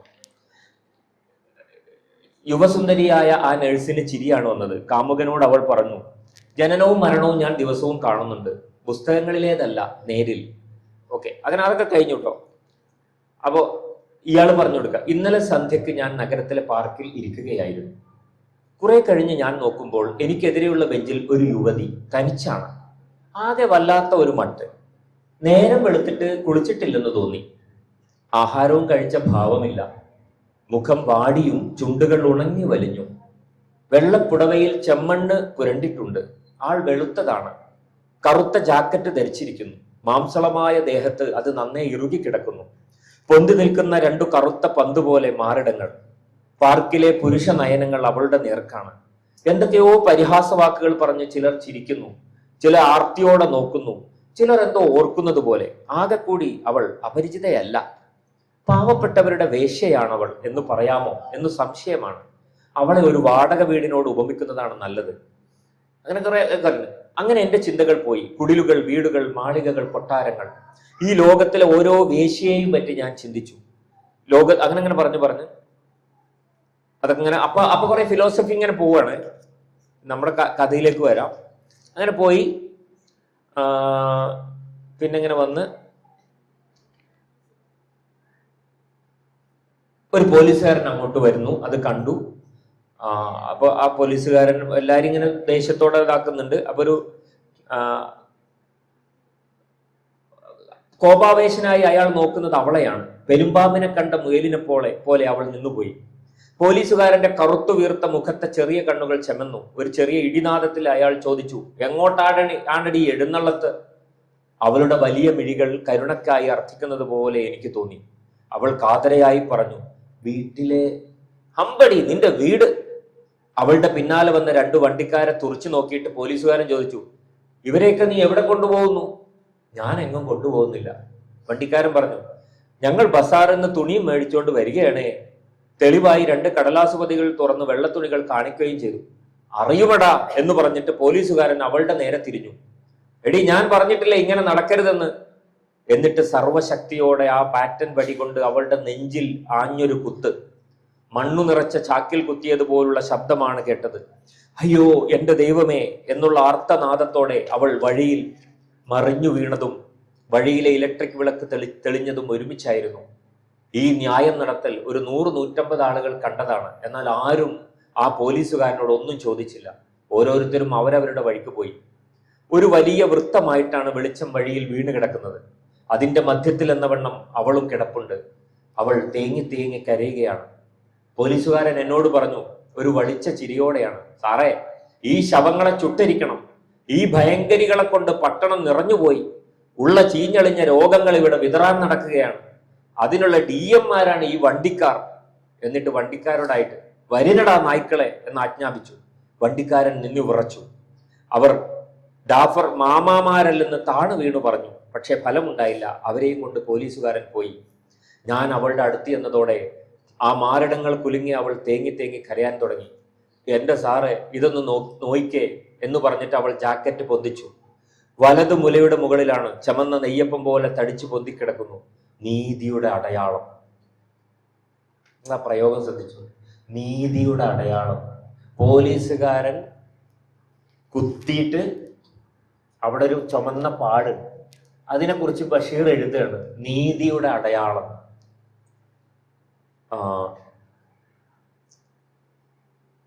അതങ്ങനെ തീർന്നു. പാവപ്പെട്ട ആ വണ്ടിക്കാർക്ക് എന്തെല്ലാം അടയാളങ്ങളാണ് കിട്ടാൻ പോകുന്നത്. എന്റെ സാറേ, അവൾ പറയുകയാണ്, കഴിഞ്ഞ തിങ്കളാഴ്ച ഒതളങ്ങാ പരിപ്പ് തിന്ന് ഞാൻ ചാകാൻ പോയതാ. പിന്നെ ആത്മാവ് പിശാചിന് കൊടുക്കണുണ്ടല്ലോ എന്ന് കരുതി. ഞാൻ ചോദിച്ചു, അച്ഛനും അമ്മയും ഇല്ലേ? ഇല്ല, ഒരു അനിയൻ ചെറുക്കനേ ഉള്ളു. മലമ്പനി പിടിച്ച് ആശുപത്രിയിൽ കിടക്കണം. 5-6 ദിവസമായി. അവനെ എന്നും കാണാൻ ഞാൻ ചെല്ലും. ഗേറ്റു കാവക്കാര് കടത്തി വിടുകയില്ല, കാശ് കൊടുക്കണം. ഇന്ന് നേരം വെളുത്തപ്പോ ഞാൻ ഇറ്റ് പഴങ്കഞ്ഞി കുടിച്ചതാ. ഈ കാലന്മാര് കാരണം കിടക്കപ്പുറതിയില്ല. വല്ലോണം മരിച്ചെങ്കിൽ. കഴിഞ്ഞ രാത്രി ആ പോലീസുകാരൻ പറഞ്ഞ് ഒരിടത്ത് ചെല്ലണമെന്ന്. അങ്ങോട്ട് പോയപ്പോ വഴിക്ക് വേറെ 2 പോലീസുകാർ വേറൊരിടത്തേക്ക് തടുത്തോണ്ട് പോയി. ഞാനൊന്നും പറഞ്ഞില്ല. എൻ്റെ കയ്യിലുണ്ടായിരുന്ന 1/4 രൂപ ഞാൻ അവൾക്ക് കൊടുത്തിട്ട് പോന്നു. അന്ന് പാതിരാ കഴിഞ്ഞിട്ടും എനിക്ക് ഉറക്കം വന്നില്ല. എന്തെന്നാൽ അവളുടെ വലതുമുലയുടെ മുകളിൽ ചുവന്ന നെയ്യപ്പം പോലെ തടിച്ചു പൊന്തിക്കിടക്കുന്ന ആ അടയാളം എൻ്റെ കൺമുന്നിൽ തെളിഞ്ഞു കാണുന്നുണ്ടായിരുന്നു. പിന്നെ ഇത് ഈ നേഴ്സിനോട് പറഞ്ഞപ്പോൾ അവൾ പറഞ്ഞു, അയ്യോ പാവം. എന്നിട്ട് ഇയാൾ കാമുകൻ തിരിച്ചു പറയാ, ആലോചിച്ച് നോക്ക്, അവൾ വില കൂടിയ സാരിയും ഹൈ ഹീൽ ചെരിപ്പും തോളിൽ വാനിറ്റി ബാഗും ഒക്കെയായി ഗമയിൽ നടന്നിരുന്നെങ്കിൽ അങ്ങനെ മേക്കിട്ട് കയറുന്നതിന് വല്ലവരും ധൈര്യപ്പെടുമായിരുന്നോ? ഇങ്ങനെയാണ് ഈ കഥ അവസാനിക്കുന്നത്. ഞാൻ പറയുന്നത്, ഇത് എന്നെഴുതിയ കഥയെന്നറിയുന്നത് എത്ര കാലം മുമ്പ് എഴുതിയത്. ഇങ്ങനത്തെ ആ കാലഘട്ടത്തിൽ ബഷീർ വളരെ അങ്ങോട്ട് എഴുതുന്ന, ഇപ്പൊ മാധവിക്കുട്ടിയുടെ കാര്യം പറഞ്ഞ പോലെ ഇവര് ഒരു ചില വാക്കുകളൊക്കെ പ്രയോഗിക്കുമ്പോൾ നമ്മൾ വിചാരിക്കുന്ന ചില സന്മാർഗ വാക്കുകൾ അതിലില്ല. ചില വാക്കുകൾ പ്രശ്നമാണ്. പക്ഷെ അതിൻ്റെ അകത്തുള്ള ജീവിതത്തിന്റെ യാഥാർത്ഥ്യമുണ്ട്, മനുഷ്യരുടെ വേദനയുണ്ട് എന്നുള്ളത്. അപ്പൊ ഇങ്ങനെ ഒരു സ്ത്രീ പറയാൻ ആ വാക്ക് തന്നെ വേണം, വാക്ക് വേണം. അതായത് നീതിയുടെ അടയാളം എന്ന് പറയുന്നത് എവിടെ? ആ മർദ്ദനം ഏറ്റ പാട്, അവൾ ബ്ലൗസ് തുറന്ന് കാണിച്ചു കൊടുക്കുന്ന ആ മർദ്ദനമേറ്റ പാടുള്ള ഭാഗത്ത് ഒരാള് നീതിയുടെ അടയാളം എന്ന് പറയണമെങ്കിൽ ഇങ്ങനത്തെ ധാരാളം കഥകൾ ബഷീറിന്റെ ഉണ്ട്. അധികാര വിമർശനാണ്. ഒരു തരത്തിൽ പറഞ്ഞാൽ ബഷീറിന് ഇങ്ങനെ ഒരു ബഷീറിനെ നമ്മൾ മനസ്സിലാക്കിയിട്ടില്ല. അതാണ് ടൈഗർ എന്നുള്ളൊരു കഥയുണ്ട്. പോലീസ് സ്റ്റേഷനിൽ ലോക്കപ്പിൽ മർദ്ദനമേറ്റ് ചോര കിനിയുമ്പോൾ അത് നക്കിത്തുടക്കാൻ വേണ്ടി ലോക്കപ്പിന് മുമ്പിലൂടെ നടക്കുന്ന ഒരു നായയെ കുറിച്ചാണ്. അധികാരി വർഗത്തിന്റെ ഒരു ഉപമയാണ് ആ നായ, ടൈഗർ. ഇങ്ങനെ ധാരാളം കഥകൾ ബഷീറിന്റെ. മതിലുകൾ നിങ്ങൾ കണ്ടിട്ടുണ്ടോ? മതിലുകൾ ഒരു സിനിമക്കായി വന്നിട്ടുണ്ട്, അടൂർ ഗോപാലകൃഷ്ണൻ. പക്ഷെ മതിലുകളിൽ ഹൂ വാണ്ട്സ് ഫ്രീഡം എന്നുള്ളൊരു ചോദ്യമാണ് അവസാനം. നിങ്ങളെ സ്വതന്ത്രനാക്കിയിരിക്കുന്നു, പോവാം എന്ന് മതിലുകളിലെ ബഷീറിനോട് പറയുമ്പോൾ ആർക്ക് വേണം സ്വാതന്ത്ര്യം? പുറത്ത് ആണോ സ്വാതന്ത്ര്യം ഉള്ളത്? പുറത്ത് എന്ത് സ്വാതന്ത്ര്യമാണ് ഉള്ളത്? പലതരം ചോദ്യത്തിന്റെ ഒരു മുനയാണ് ആ ചോദ്യം എന്ന് പറയുന്നത്. നാരായണിയോട് പിന്നെ മതിലിനപ്പുറത്ത് ഒരു ഉണക്കക്കമ്പ് വീശിയിട്ട് പ്രതീക്ഷ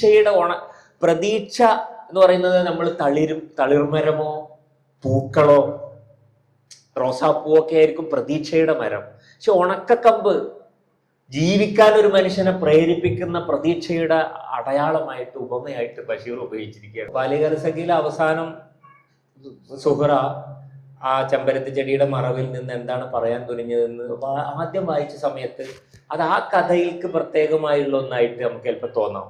പക്ഷെ പിന്നെ അതിന്റെ ആഴം കുറച്ചും കൂടി നമുക്ക് മനസ്സിലാവുന്നു. അത് ഒരു ജീവിതത്തെ പറ്റിയുള്ള ഒരു സത്യമാണ് ആ പറയുന്നത്. നമുക്കൊന്നും മുഴുവൻ പറഞ്ഞ് എന്തായിരിക്കും ഇവർ അവസാനമായിട്ട് പറയാൻ തുനിയുന്നത് എന്നുള്ളൊരു ആന്തലോടുകൂടി നമ്മളൊക്കെ ആലോചിക്കുന്ന ഒരു കാര്യമാണ്. പിന്നെ അതിലുള്ള പുഴയുടെ കാര്യം, 2 പുഴ ഇങ്ങനെ പോയി ഒറ്റ പുഴയായിട്ട് മാറും. അവിടുന്ന് ഒരു പുഴ വരുന്നു, ഇവിടുന്ന് ഒരു പുഴ വരുന്നു, പിന്നെ വലിയൊരു പുഴയായിട്ട് ഒഴുകി പോകുന്നു എന്നുള്ള കുന്നിന്റെ മുകളിൽ മജീദ് സ്ഥിരമായിട്ട് കാണുന്ന കാഴ്ചയാണ്, കുട്ടിയായ മജീദ്. അപ്പൊ കണക്ക് മാഷ് ഒന്നും എത്രയെന്ന് ചോദിച്ചു. ഓന്റെ ജീവിതം പറഞ്ഞു. ഒന്നും ഇങ്ങനെ പോയാൽ വലിയ ഒന്നാണ്. ശരിയാണ്. പക്ഷെ ബഷീറിന്റെ ഒരു കാഴ്ചപ്പാട് എന്നുള്ള രീതിയിൽ അതിനകത്ത് എല്ലാതും ഒന്നിൽ നിന്നാണ് ഒന്നിലേക്കാണ്. ഭയങ്കര കാഴ്ചപ്പാട്, ശരിക്കും ഒരു ഫിലോസഫിയാണ്. അതൊരു ഇസ്ലാമിന്റെ ഒക്കെ ഒരു ഐഡിയോളജിയാണ്. അത് അദ്വൈതവുമായിട്ട് ചെറിയ രീതിയിൽ ഏറ്റുമുട്ടുന്നുണ്ട്. കുഞ്ഞുണ്ണി മാഷും ബഷീറും തമ്മിൽ ഇങ്ങനെ ഇരിക്കുമ്പോൾ ഒരു സംവാദം നടന്നു. ബഷീർ ദ മാൻ എന്ന് പറഞ്ഞൊരു ഡോക്യുമെന്ററി MA റഹ്മാൻ ചെയ്ത, യൂട്യൂബിലൊക്കെ അവൈലബിൾ ആണ്. അതിൽ കുഞ്ഞുണ്ണി മാഷ് കൂടാൻ വേറെ ഒന്നില്ല, ഒരു അങ്ങനത്തെ ഒരു ശൈലി കേട്ടോ പറയാം, ഇല്ല എന്നൊക്കെയുള്ള ശൈലി. അപ്പോൾ ബഷീർ ഒന്നും വലിയ ഒന്നാണ് എന്ന് പറഞ്ഞാൽ, ഈ ഒന്നിനോട് കൂടാൻ വേറെ ഒന്നില്ല, ഒന്നേ ഉള്ളൂ എന്നാണ് കുഞ്ഞിനി മാഷ് പറയുന്നത്. ആകെ ഇവിടെ ഒന്നേ ഉള്ളൂ, ഒന്നിനോട് വേറൊന്ന് കൂടാനും ഇവിടെ ഇല്ല, വേറൊന്നില്ല. അത് അദ്വൈതാണ്, അത് വേറെ ഫിലോസഫിയാണ്. ബഷീർ ദ്വൈതമാണ് പറയുന്നത്. കാരണം അതാണ് ഇസ്ലാമും ക്രിസ്തുമതം ജൂതമതമൊക്കെ ദ്വൈതമാണ്, സെമിറ്റിക് റിലീജിയൻസ്. അള്ളാഹു അല്ലെങ്കിൽ സൃഷ്ടാവും ഉണ്ട്, സൃഷ്ടികൾ വേറെയുണ്ട്, സൃഷ്ടിപ്രപഞ്ചം. മറ്റേത് സൃഷ്ടാവിന്റെ ഭാഗമാണ് സൃഷ്ടിപ്രപഞ്ചം എന്നുള്ളതാണ് അദ്വൈതം പറയുന്നത്. വേറെ ഫിലോസഫിയാണ്. പക്ഷെ അത് രണ്ടും തമ്മിൽ വളരെ സരസമായിട്ട് കൂടാൻ വേറൊന്നും ഇല്ല എന്ന് കുഞ്ഞുണ്ണി മാഷ് പറയുന്ന ഒരു തർക്കം ആ ഡോക്യുമെന്ററിയിൽ ഭയങ്കര കൗതുകകരമാണ്. ഞാൻ പറഞ്ഞത് ഇങ്ങനെ ഭയങ്കര ഹൈലി ഫിലോസഫിക്കാണ്, വളരെ സാധാരണക്കാര ലൈഫാണ്, പൊളിറ്റിക്കലാണ്. പിന്നെ ഇന്ന് നമ്മൾ പറയുന്ന പ്ലൂരലിസ്റ്റിക് ആയിട്ട് ബഹുസ്വരമാണ്, പലതരം പോളിഫോണിക്കാണ്, പലതരം സ്വരങ്ങളാണ്, ജാനറുകൾ. ഈ കഥയാണോ ചെറുകഥയാണോ നോവലാണോ തിരക്കഥയാണോ എന്നൊന്നും അറിയാൻ പാടില്ലാത്ത വിധം, പറ്റാത്ത വിധത്തിൽ അതിർവരമ്പുകൾ മായ്ച്ചു കളയുന്ന ജോണർ ലെവലില് ഒരു അതിർവരമ്പും അതിന് ബാധകമല്ല. ഒരുപക്ഷെ കവിതയാണോ എന്നും വേണമെങ്കിൽ പറയാം. അനർഘ നിമിഷമൊക്കെ വായിച്ചാൽ നീയും ഞാനും എന്നുള്ള യാഥാർത്ഥ്യത്തിൽ നിന്ന് അവസാനം നീ മാത്രമാവുകയാണ്. ദൈവം, നമ്മൾ മനുഷ്യനുണ്ട്, ദൈവമുണ്ട്, ശരി. പിന്നെ ആ യാഥാർത്ഥ്യത്തിൽ നീ മാത്രമേ ഇനി ബാക്കിയുള്ളൂ. നമ്മളൊക്കെ ഇനി മാഞ്ഞു പോയി എന്നുള്ളൊരർത്ഥം. ആരാണ് എൻ്റെ കാൽപ്പാടുകൾ മായ്ച്ചു കളയുന്നത്? കടൽ തീരത്തിലൂടെ ബാപ്പയും മോനും നടക്കുമ്പോൾ മകന്റെ എപ്പോഴുള്ള ആശങ്കയാണ്, ഞാൻ ഇങ്ങനെ ഈ മണലിലൂടെ നടക്കുമ്പോൾ എൻ്റെ കാൽപ്പാദം പിന്നെ തിരിഞ്ഞു നോക്കുമ്പോൾ കാണുന്നില്ല, തിരമാല വന്ന് എൻ്റെ കാലടിപ്പാട് മായ്ച്ചിട്ടാണ് പോവുകയാണ്. സത്യത്തിൽ ഒരു കുട്ടി ബാപ്പാനോട് ചോദിക്കണ സാധാരണ ചോദ്യമാണ്. വേണമെങ്കിൽ ചോദിക്കാം, ഇതെന്തൊക്കെ മായ്ച്ചു കളയുന്ന ആരാണ് എൻ്റെ കാൽപ്പാടുകൾ മായ്ച്ചു കളയുന്നത്? നമ്മുടെ അടയാളം ഈ ഭൂമിയിൽ നിന്ന് നമ്മൾ പിരിഞ്ഞു പോകുമ്പോൾ നമ്മുടെ അടയാളവും കുറിയും കൂടി മാഞ്ഞു പോകുന്നു. കാലം മായ്ച്ചു കളയുന്നു. എന്തെല്ലാം ആലോചിക്കാം. ഒരു ബഷീറിന്റെ ഒരു ചെറിയ പ്രസ്താവന നമുക്ക് അനവധി കാലം ആലോചിക്കാനുണ്ട്. അതുകൊണ്ടാണ് എം ടി വാസുദേവൻ നായർ പറഞ്ഞത്, അനർഘ നിമിഷമൊക്കെ ഞാൻ എൻ്റെ ഡയറിയിൽ എഴുതി വെച്ചിരിക്കുന്നു. അതുപോലെ എനിക്ക് ഒരു തളർച്ച വരുമ്പോൾ ഞാൻ അതിങ്ങനെ എടുത്ത് വായിച്ചു നോക്കുന്നതാണ്. എം ടി വാസുദേവൻ നായർ ഗുരു എന്നാണ് ബഷീറിനെ വിളിക്കുക, അല്ലെ ഗുരു എന്നല്ല വിളിച്ചിരുന്നത്. അപ്പൊ അങ്ങനെ അത്ര ആഴമുള്ള വാക്കുകളാണ് അനർഘ നിമിഷവും പിന്നെ നീലവെളിച്ചോ ഒക്കെ. അതോടൊപ്പം സരസമായിട്ട് എല്ലാത്തിനെയും പൊളിച്ചു കളയുന്ന യുദ്ധം അവസാനിക്കാൻ എന്ത് ചെയ്യണം? എല്ലാവർക്കും വരട്ടച്ചൊറി വരണം.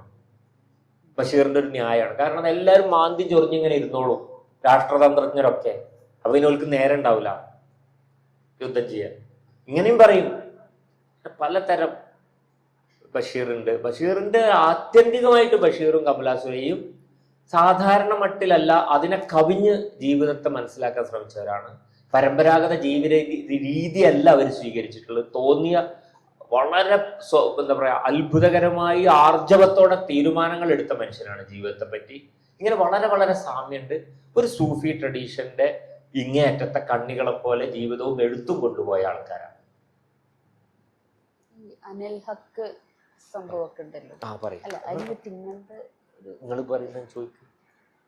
നിങ്ങളുടെ ഐഡിയ വേണം. അല്ല, പണ്ട് പഠിക്കണ കാലത്ത്, കോളേജിൽ പഠിക്കുന്ന കാലത്ത് പഠിച്ചൊരു വരി ഇപ്പം ഇങ്ങനെ ഓർമ്മ വന്നപ്പോൾ ചോദിക്കുന്നുണ്ട്. ഈ അനിൽ ഹക്ക് എന്നുള്ള ബഷീറിന്റെ ഒരു സംഗതി ഉണ്ടല്ലോ. അപ്പം അത് വെച്ചിട്ട് അന്ന് പഠിപ്പിച്ചിരുന്ന കാലത്ത് മാഷ് പറഞ്ഞിരുന്നത്, ഞാനും ദൈവവും ഒക്കെ രണ്ടും രണ്ടല്ല ഒന്നാണെന്നുള്ള നേരത്തെ പറഞ്ഞ അദ്വൈത സംഭവമാണ്, അഹം ബ്രഹ്മാസ്മി, ആ സാധനമാണ് ഈ അനിൽ ഹക്ക് കൊണ്ട് പറഞ്ഞത് എന്നാണ്. പക്ഷെ നമ്മൾ കുറേ ഇങ്ങനെ ബഷീറിനെ വായിച്ചു വരുമ്പോൾ നമ്മൾ വായിക്കുന്നതിൽ കുറെ കാണുന്നത് ദൈവം ദൈവമാണ്, നമ്മളാണ് എന്നതാണ്. അപ്പോൾ ഇത് രണ്ടും തമ്മിലുള്ള ഒരു ക്ലാഷ് ഒന്ന് പറഞ്ഞു തരുമോ? ഇത് ബഷീർ എഴുതിയ ഒരു ചെറുകഥ, ഒരു കഥയാണ്, അല്ലെങ്കിൽ ഒരു ആഖ്യാനമാണ്. കഥയാണോ ഗദ്യമാണോ എന്ന് മനസ്സിലാവാത്ത വിധത്തിലാണ് കഥ പോലും എഴുതുക ബഷീർ. അനൽ ഹക്ക് എന്ന് പറഞ്ഞിട്ട് ഒന്ന് എഴുതിയിട്ടുണ്ട്. അത് മൻസൂർ ഹല്ലാജ് എന്ന് പറയുന്ന ഒരു സൂഫി ആയിട്ടുള്ള ഒരു വിഭ്രമാവസ്ഥയിൽ, അല്ലെങ്കിൽ അങ്ങനെയൊക്കെ പറയാവുന്ന ഒരു ജദ്ബ് എന്നൊക്കെ പറയും, മജ്സൂബ് എന്നൊക്കെ പറയുന്ന ഒരു സൂഫികളുടെ ഒരു തലമുണ്ട്. ആ ഒരു അവസ്ഥയിൽ അനൽ ഹക്ക്, ഞാനാണ് അൽ ഹക്ക്. അൽ ഹക്ക് എന്ന് പറഞ്ഞാൽ ഗോഡ് എന്നോ ദൈവം അള്ളാഹു എന്നൊക്കെയുള്ള അർത്ഥം കൂടിയാണ്. അൽ ഹക്കാണ് എന്ന് പറഞ്ഞു എന്നും അന്ന് ഹാറൂൺ റഷീദിന്റെ കാലവും മറ്റുമാണ്. അന്ന് അദ്ദേഹത്തിന് അവസാനം ശിക്ഷിക്കുകയാണ്, വധശിക്ഷയ്ക്ക് വിധിക്കുകയാണ്. മനുഷ്യൻ അങ്ങനെ പറഞ്ഞുകൂടാത്തതാണ് എന്ന് പറഞ്ഞിട്ട്. അങ്ങനെ അദ്ദേഹത്തിന്റെ പിന്നെ ചോര യൂഫ്രട്ടീസ് നദിയിൽ വീണപ്പോ നദി അനൽ ഹക്ക് എന്നിങ്ങനെ ആവർത്തിച്ചു കൊണ്ടിരുന്നു. എന്നൊരു മിത്തും കൂടി അതിനെ തുടർന്നുണ്ട്. അപ്പൊ ഈ കഥ ബഷീർ എഴുതുന്നുണ്ട് അനൽ ഹക്ക് എന്നുള്ള പേരിൽ. അപ്പോ പിന്നീട് 40 വർഷത്തിന് ശേഷം ബഷീർ അതിന്റെ പ്രിന്റിൽ പിന്നെ താഴെ കൊടുത്തിരിക്കുകയാണ്, അനൽ ഹക്ക് എന്ന് മനുഷ്യൻ പറഞ്ഞുകൂടാത്തതാണ് എന്ന് ഇന്ന് ഞാൻ കരുതുന്നു. ഇത് ഞാൻ 40 വർഷം മുമ്പ് എഴുതിയ ഒരു കഥയാണ്, അതുകൊണ്ട് അതിനെ അങ്ങനെ മനസ്സിലാക്കണം. അനൽ ഹക്ക്, ഇങ്ങനെയാണ് ആ പ്രസ്താവന. എന്നുവെച്ചാൽ 40 വർഷം മുമ്പ് ഞാൻ അനൽ ഹക്ക് എന്ന പേരിൽ ഒരു സൂഫി പശ്ചാത്തലത്തിലുള്ള ഒരു പറഞ്ഞു കേട്ട ഒരു കാര്യത്തെ കഥയാക്കി എഴുതി. ഇന്ന് മനുഷ്യൻ അനൽ ഹക്ക് എന്ന് പറഞ്ഞുകൂടാത്തതാണ് എന്ന് ഞാൻ കരുതുന്നു, അതുകൊണ്ട് അത് അങ്ങനെ മനസ്സിലാക്കണം. അനൽ ഹക്ക് അതിന്റെ അവസാനം ഈ മാപ്പ് പറഞ്ഞതിന്റെ ശേഷവും അനൽ ഹക്ക് എന്ന് ബഷീർ എഴുതി വെച്ചിട്ടുണ്ട്. അപ്പൊ 40 വർഷത്തിന് ശേഷമാണ് ആ തിരുത്ത് ആ ടെക്സ്റ്റിൽ പിന്നുള്ള പ്രിന്റുകളിലേ ഉള്ളൂ. അപ്പൊ ഇതില് ഒന്ന് അനൽ ഹക്ക് എന്നോ ഈ സന്യാസി വര്യന്മാർ അഹം ബ്രഹ്മാസ്മി, ഞാൻ തന്നെ ബ്രഹ്മം അസ്മി ആകുന്നു, അഹം ഞാൻ, ബ്രഹ്മ അസ്മി ഞാൻ തന്നെ ബ്രഹ്മമാകുന്നു. ബ്രഹ്മം എന്ന് പറഞ്ഞാലും അൽ ഹക്ക് എന്ന് പറഞ്ഞാലും ഒന്ന് തന്നെയാണ്. ദൈവമെന്നോ ആത്യന്തിക പൊരുൾന്നോ ആത്യന്തിക സത്യമെന്നോ എന്നൊക്കെ എറ്റേണൽ ട്രൂത്ത് പലതരം അർത്ഥമുണ്ട് അതിനകത്ത്, ഗോഡ് എന്നോ പല അർത്ഥമുണ്ട്. അപ്പൊ ഇത് ഒരു തരത്തില് ഈ അനൽ ഹക്ക് എന്നൊക്കെ പറയുന്ന ഒരു തരം ഇങ്ങനത്തെ ഒരു അദ്വൈതത്തിന്റെ തലമാണെന്നുള്ള വിമർശനമുണ്ട്. അതല്ലാന്നും 2 തരത്തിൽ ഇതിനെ മനസ്സിലാക്കണം. ഒന്ന്, ആ കൊന്ന ആള്, അനൽ ഹക്ക് എന്ന് പറഞ്ഞ സൂഫിയെ കൊന്ന ആൾ ഇസ്ലാമിന്റെ ശരീഅത്തനുസരിച്ച് ഇങ്ങനെ പറയാൻ പാടില്ല എന്നതുകൊണ്ട് അത് കൊല്ലാം. എന്നാൽ ആ ശരീഅത്തിനെ അതിജയിക്കുന്ന തരത്തിൽ അള്ളാഹുവുമായി ആത്മബന്ധത്തിൽ ഏർപ്പെട്ട ഒരു സൂഫിക്ക് അനൽ ഹക്ക് എന്ന് പറയാം. 2 ആളും ശരിയാണ് എന്ന് പറയുന്ന പണ്ഡിതന്മാരുണ്ട്. 2 ആളും അവിടെ ശരിയാണ്. കൊന്ന ആളും ശരിയാണ്, കൊല്ലപ്പെട്ട് പറഞ്ഞ ആളും ശരിയാണ്. അതിന്റെ അർത്ഥം ആ 2 വേർഷനാണ്. ഒന്ന്, ഇങ്ങനത്തെ ഒരാൾക്ക് ഒരിക്കലും സാധാരണ ജനങ്ങളുടെ ഇടയിൽ പോയിട്ട് ഞാനാണ് ഹക്ക് എന്ന് പറഞ്ഞാൽ സാധാരണ ജനങ്ങൾ കൺഫ്യൂഷൻ ആവും. അവര് നിത്യം പ്രാർത്ഥനയും 5 നേരം നിസ്കാരവും പ്രാർത്ഥനയും അള്ളാഹുവിനോടുള്ള കടപ്പാടുകളൊക്കെ നിർവഹിച്ച് സാധാരണക്കാരായി ജീവിച്ചു പോകുന്നവരാണ്. അവരിൽ ആശയക്കുഴപ്പം ഉണ്ടാക്കുന്നത് ശരീരത്തിന് നിരക്കുന്നതല്ല. അതുകൊണ്ട് ഇങ്ങനത്തെ ഒരാളെ വെച്ചേക്കാൻ പാടില്ല. എന്നാൽ ഇങ്ങനെ ലെവലിൽ എത്തിയ ഒരാൾക്ക് ഞാനും അള്ളയും എന്റെ ഏറ്റവും പ്രിയപ്പെട്ട അള്ളാഹ്, കണ്ടനാടിയേക്കാൾ അടുത്ത് മരണമാണെന്ന് പറഞ്ഞ പോലെ, അല്ലെങ്കിൽ അള്ളാഹുവും ഞാനും ഒന്നാണ്, അത്ര അടുപ്പക്കാരാണ്, എന്നിൽ അള്ളാഹുവിൻ്റെതല്ലാത്ത ഒരടയാളവും നിങ്ങൾക്ക് കാണാൻ കഴിയില്ല എന്ന മട്ടിൽ അനൽ ഹക്ക് എന്ന് പറയുന്നത് അദ്ദേഹത്തിന്റെ ഒരു ലെവലിൽ ദറജ അനുസരിച്ച് ശരിയാണ് എന്ന 2 ശരിയാന്നുള്ള വീക്ഷണം പറയുന്ന പണ്ഡിതം. അത് ഡിബേറ്റബിൾ ആണ്. അത് വഹദത്തുൽ വുജൂദ് പലതരം ചർച്ചകളും കാര്യങ്ങളൊക്കെ ഉള്ള ഒരു സൂഫി ട്രഡീഷനിലുള്ള ഡിസ്കഷനാണ്. അപ്പൊ അത് ഞാനിപ്പോ ഇവിടെ പറഞ്ഞാൽ അത് വേറൊരു ഡയമെൻഷൻ ആവും. പക്ഷെ എന്ന് വെച്ച് ബഷീറിൽ ഒരു സലഫി, ഒരു പരിഷ്കർത്താവായിട്ടുള്ള നവോത്ഥാന പരിഷ്കർത്തായ ഒരാളാണ് പിൽക്കാലത്ത് വരുന്നത്. ഡുപ്പുപ്പാക്കർ ആനയുണ്ടായിരുന്ന മുതൽ അത് കാണാൻ പറ്റും. എഴുതുന്ന, നന്നായി വായിക്കുന്ന, സ്കൂളിൽ പോകുന്ന, ആധുനിക വിദ്യാഭ്യാസം നേടുന്ന ഒരു സ്ത്രീ ആയിട്ടാണ് ആയിഷ എന്ന് പറയുന്ന പെണ്ണിനെ അവതരിപ്പിക്കുന്നത്. രാത്രി എന്ന് കുഞ്ഞുപാത്തുമ്മ പറയുമ്പോ രാത്രി എന്ന് പറയണം. നല്ല വാക്കുകൾ, മലയാളം നന്നായി പഠിക്കണം എന്ന് പറയുന്ന മലയാള ഭാഷ. അങ്ങനെ ഇവള് സാരിയാണ് എടുക്കുന്നത്, മറ്റുള്ള പഴയ പാവാടിയും ബ്ലൗസും ആ പണ്ടത്തെ ശൈലിയിലാണ് എടുക്കുന്നത്. ഇവരെ വീട്ടിൽ കക്കൂസ് ഇല്ല, അതെങ്ങനെയാണ് പുറത്ത് മറക്കിരിക്കുകയൊക്കെ ചെയ്യുക. അപ്പൊ കക്കൂസ് വേണം, അങ്ങനത്തെ ആരോഗ്യശീലങ്ങൾ വേണം എന്ന് പഠിപ്പിക്കുന്ന ആൾക്കാരാണ് നിസാർ അഹമ്മദും ഈ ആയിഷയും. അപ്പൊ അങ്ങനെ ഒരു പരിഷ്കരണം മുസ്ലിം സമുദായത്തിലെ പഴയ തരം എന്താ പറയാ അനാചാരങ്ങൾക്കെതിരെയുള്ള ഒരു പരിഷ്കാര മുസ്ലിമായിട്ട് ബഷീർ പ്രത്യക്ഷപ്പെടുന്നതും നമുക്ക് കാണാം. ബഷീറിൽ പലതരം മനുഷ്യരുണ്ട്. അതിൽ ഈ അനൽ ഹക്ക് പറഞ്ഞ ആളും പിൽക്കാലത്ത് ശരീഅത്തനുസരിച്ച് അത് പറയുന്നത് ശരിയല്ലല്ലോ എന്ന് വ്യാകുലപ്പെടുന്ന ഒരാളുമായിട്ടുള്ള ഒരു ബഷീറിനെ നമുക്ക് കാണാൻ പറ്റും. അപ്പൊ ആദ്യകാലത്തെ എഴുത്തിൽ നിന്ന് മാറി പിന്നീടിലേക്ക് വരും തോറും ഒരു കുറച്ചും കൂടി ഒരു ഇസ്ലാമികമായ എഴുത്തിലേക്ക്, അല്ലെങ്കിൽ ഒളിച്ചു വെക്കുന്ന രീതിയിൽ മാറി എന്ന് ഉള്ളൊരു രീതി അല്ലെ. അപ്പൊ തേന്മാവ്, പിന്നെ അതുപോലെ തന്നെ ഒരു മനുഷ്യൻ, ഇങ്ങനെ നമ്മൾ നോക്കിക്കഴിഞ്ഞാൽ പല കഥകൾക്കകത്തുള്ള ആത്മീയ സ്രോതസ് എന്ന് പറയുന്നത് ഇപ്പൊ പ്രകടമായിട്ട് ഇപ്പൊ നമുക്ക് അങ്ങനെ ഇസ്ലാം എന്നാണോ പറയാൻ പറ്റുമോ എന്ന് പറഞ്ഞോളൂ. അത് ഇസ്ലാമിന്റെ മൂല്യങ്ങൾ നമുക്ക് ധാരാളം കാണാൻ പറ്റും. എത്രത്തോളം വെച്ചാല് ഓർമ്മയുടെ അറകളിൽ പറയുന്നുണ്ട്, കിട്ടൻ എന്ന് പറയുന്ന ഒരു ചുമട്ട് തൊഴിലാളി തൻ്റെ വീട്ടിന്റെ പറമ്പിലാണ്. ബഷീറിന്റെ വാപ്പ സ്ഥലം ഓഹരി വെക്കുകയാണ് മക്കൾക്ക് വേണ്ടി.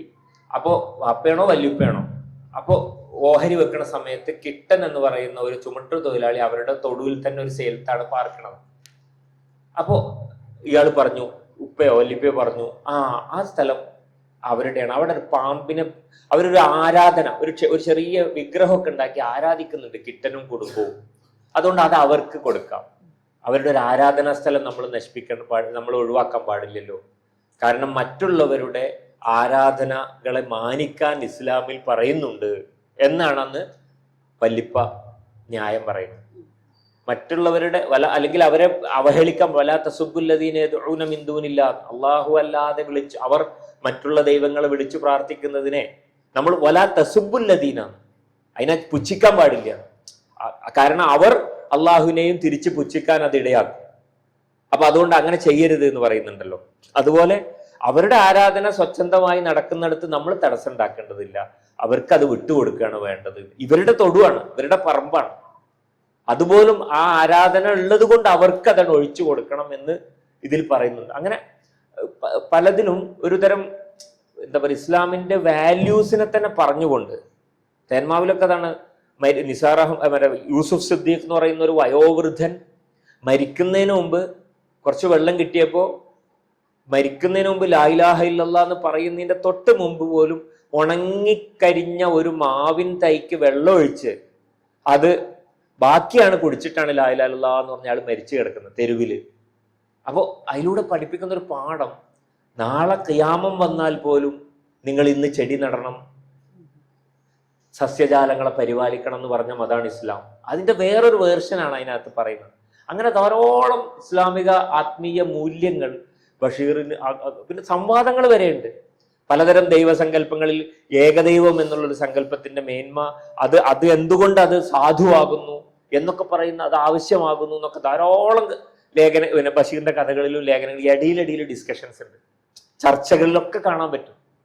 അതൊക്കെ ബഷീറിന്റെ ഒരു ആദ്യകാലവും പിൽക്കാലവും ഒന്നും പറയാൻ പറ്റുമോ എന്ന് അറിഞ്ഞൂടാ, ഇടകലർന്നാണ് അത് വരുന്നത്. പല കാലങ്ങളിൽ ഇങ്ങനെ കാണാൻ പറ്റും. പ്രണയവും പല വിഷയങ്ങളും ഉണ്ട്, അതിനകത്ത് ഇതൊക്കെ വരും. കമലാസുരേന്റെ എഴുത്തുകളിലേക്ക് വരുമ്പോൾ നമുക്കിത് കാണാൻ പറ്റുമല്ലോ. നീതിക്ക് വേണ്ടി ശബ്ദിക്കുന്ന കമലാസുരേനെ പറ്റി പറയുമ്പോൾ എനിക്ക് തോന്നാറുള്ളത്, ഒരു മനുഷ്യ പ്രകൃതത്തിന്റെ ഏറ്റവും ബേസിൽ നിന്നുകൊണ്ട് അവർ ആദ്യം മുതലേ സംസാരിച്ചു എന്നുള്ളതാണ്. അപ്പോൾ ഇസ്ലാം എന്ന് പറയുന്നത് ഫിത്രയുടെ മതമായിട്ട് നമ്മൾ പറയാറുണ്ട്. മതം എന്നതിലപ്പുറം ഫിത്രയാണ്, അതൊരു മനുഷ്യ പ്രകൃതമാണ്. അപ്പൊ വളരെ മനുഷ്യ പ്രകൃതത്തിൽ നിൽക്കുന്ന ഒരാൾക്ക് ഇസ്ലാമിലേക്ക് എത്തിച്ചേരാതിരിക്കൽ സാധ്യമല്ല എന്നുള്ള തരത്തില് കമലാസുരയ്യന്റെ ഒരു വായന കണ്ടു. നമ്മൾ ഈ ആത്മീയതയെ പറ്റി പറയുമ്പോൾ ഒരുപക്ഷെ നമുക്കിടയിലുള്ള ഒരു തെറ്റിദ്ധാരണയായിരിക്കാം, ഇത് പറയുന്നത് ആത്മീയതയാണ്, പഠിച്ചതിനെ പറ്റി പറയുന്നത് ആത്മീയതയാണ്, എന്നാൽ മരം നടുന്നതിനെ പറ്റി പറയുന്നത് ആത്മീയതയല്ല. അങ്ങനെയില്ലല്ലോ. അങ്ങനെ ഒരു ബൈനറി സത്യത്തിൽ ഇസ്ലാം മുന്നോട്ട് വെക്കുന്നില്ല എന്നുള്ളതാണ്. കമലാസുരയിലേക്ക് വീണ്ടും തിരിച്ചു വരുമ്പോൾ എൻ്റെ വായനാനുഭവത്തിൽ നിന്ന് എനിക്ക് തോന്നിയിട്ടുള്ളത്, അവര് സ്നേഹത്തിന് വേണ്ടി പിന്നെ തേടുന്ന, നീതിക്ക് വേണ്ടിയൊക്കെ ഒരുപാട് അലയുന്ന ഒരാളാണ് അവരുടെ ആദ്യകാല എഴുത്തുകളിലുള്ളത്. എന്നാൽ ഇസ്ലാം സ്വീകരിച്ചതോടുകൂടി ആ സ്നേഹം എനിക്ക് ലഭിച്ചു എന്നുള്ള ഒരു തലമാണ് കാണാൻ പറ്റുന്നത്. സത്യത്തിൽ എനിക്ക് വളരെ സിമ്പിളായിട്ട് ആലോചിക്കുന്നോണ്ടാവാം ആ രണ്ട് രൂപത്തിലാണ് കമലാസുരയ്യന്റെ എഴുത്തുകളെ കാണാൻ ഇഷ്ടം തോന്നാറുള്ളത്. ഒന്ന് സ്നേഹത്തിന് വേണ്ടി, നീതിക്ക് വേണ്ടി അലയുന്ന, സ്വന്തം ശരീരത്തിനെ പറ്റി ഇത് എന്താണ്, ഇത് ആരാണ് എന്ന് ചോദ്യങ്ങൾ ചോദിക്കുന്ന. അവർ പറയുന്നുണ്ടല്ലോ, പിന്നെ ഞാൻ ഉണ്ടായിരുന്ന മതത്തിൽ ഒരുപാട് പുരാണങ്ങൾ പറയും, ആർക്കാണ് പുരാണങ്ങൾ വേണ്ടത്, ഇനി മുന്നോട്ട് എന്താണ് എന്നുള്ളതാണ് അറിയേണ്ടത്. അത്തരത്തിലുള്ള ഒരു ആലോചനകൾ നടത്തുന്ന, എന്നാൽ ആ ആലോചനകളുടെ ഉത്തരങ്ങളായിട്ട് പഠിച്ചവനിലേക്ക് എത്തുന്ന ഒരു കമലാസുരയ്യനെ നമുക്ക് കാണാൻ പറ്റും. നേരത്തെ സൂഫി ചിന്താഗതി പറഞ്ഞപ്പോ കമലാസുരയ്യ യാ അല്ലാഹ് എന്നുള്ള കവിതാ സമാഹാരമാണ് അവരുടെ ഇസ്ലാം സ്വീകരണത്തിന് ശേഷം വരുന്നത്. അതിൽ അവർ പറയുന്നത്, യാ സുരയ്യ, നീ ഏകാഗിനിയല്ല, അള്ളാഹുവിന്റെ അഗാധമായ വാത്സല്യം ഭൂനിലാവാണ്, അതിനെ കവചം എന്ന പോലെ നീ എടുത്തണിഞ്ഞുവല്ലോ. അതുപോലെ തന്നെ അവർ പറയുന്നുണ്ട്, എൻ്റെ പ്രിയതമൻ, എൻ്റെ വരന് പൂമാലകൾ ആവശ്യമില്ല, അവന് കഴുത്തില്ലല്ലോ. സത്യത്തിൽ നമ്മളൊരു വളരെ ബേസിൽ നിന്ന് ചിന്തിക്കുമ്പോൾ എന്താണ് എന്റെ പ്രിയതമൻ എന്ന് പറയാൻ പറ്റുമോ, എന്റെ വരൻ എന്ന് പറയാൻ പറ്റുമോ എന്നുള്ള ചർച്ചയായിരിക്കും അവിടെ വരാം. സത്യത്തിൽ അതല്ല അവിടെ വരേണ്ട ചർച്ച. അവരുടെ ഒരു നേരത്തെ പറഞ്ഞതുപോലെ വനഹ്നു അഖ്റബു ഇലൈഹി മിൻ ഹബ്ലിൽ വരീദ്, പിന്നെ നമ്മുടെ കണ്ടനാടിയേക്കാള് നാഥൻ അടുത്തുണ്ട് എന്നുള്ളത് അവർക്ക് വിശ്വാസത്തിന്റെ ടോപ്പാണെന്നാണ് എനിക്ക് മനസ്സിലായത്. നമ്മൾ സ്വർഗത്തിന് വേണ്ടി ചോദിക്കുന്ന സമയത്ത് അവർക്കത് വിശ്വാസത്തിന്റെ യഖീനാണ്, ഉറപ്പാണ്. ഞാൻ സ്വർഗത്തിലേക്ക് ഇടിച്ചു കയറും എന്ന് പറയുന്നത് അതുകൊണ്ടായിരിക്കും.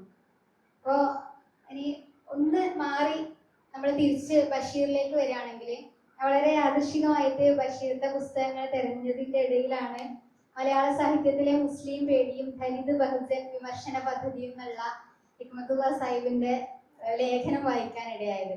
അപ്പൊ അതിന് തൊട്ടിപ്പുറത്തുള്ള ലേഖനത്തില്, പിന്നെ എഴുത്തുകാരൻ ആരാണെന്ന് എനിക്ക് ഓർമ്മയില്ല, ആ ലേഖനത്തിൽ പറയുന്നത് ബഷീർ എഴുതാൻ തുടങ്ങിയ ഒരു സാഹചര്യമായിട്ട് പറയപ്പെടുന്നത് വായന തുടങ്ങുന്ന സമയത്ത് അദ്ദേഹം വായിച്ച മുസ്ലിം കഥാപാത്രങ്ങളാണ്.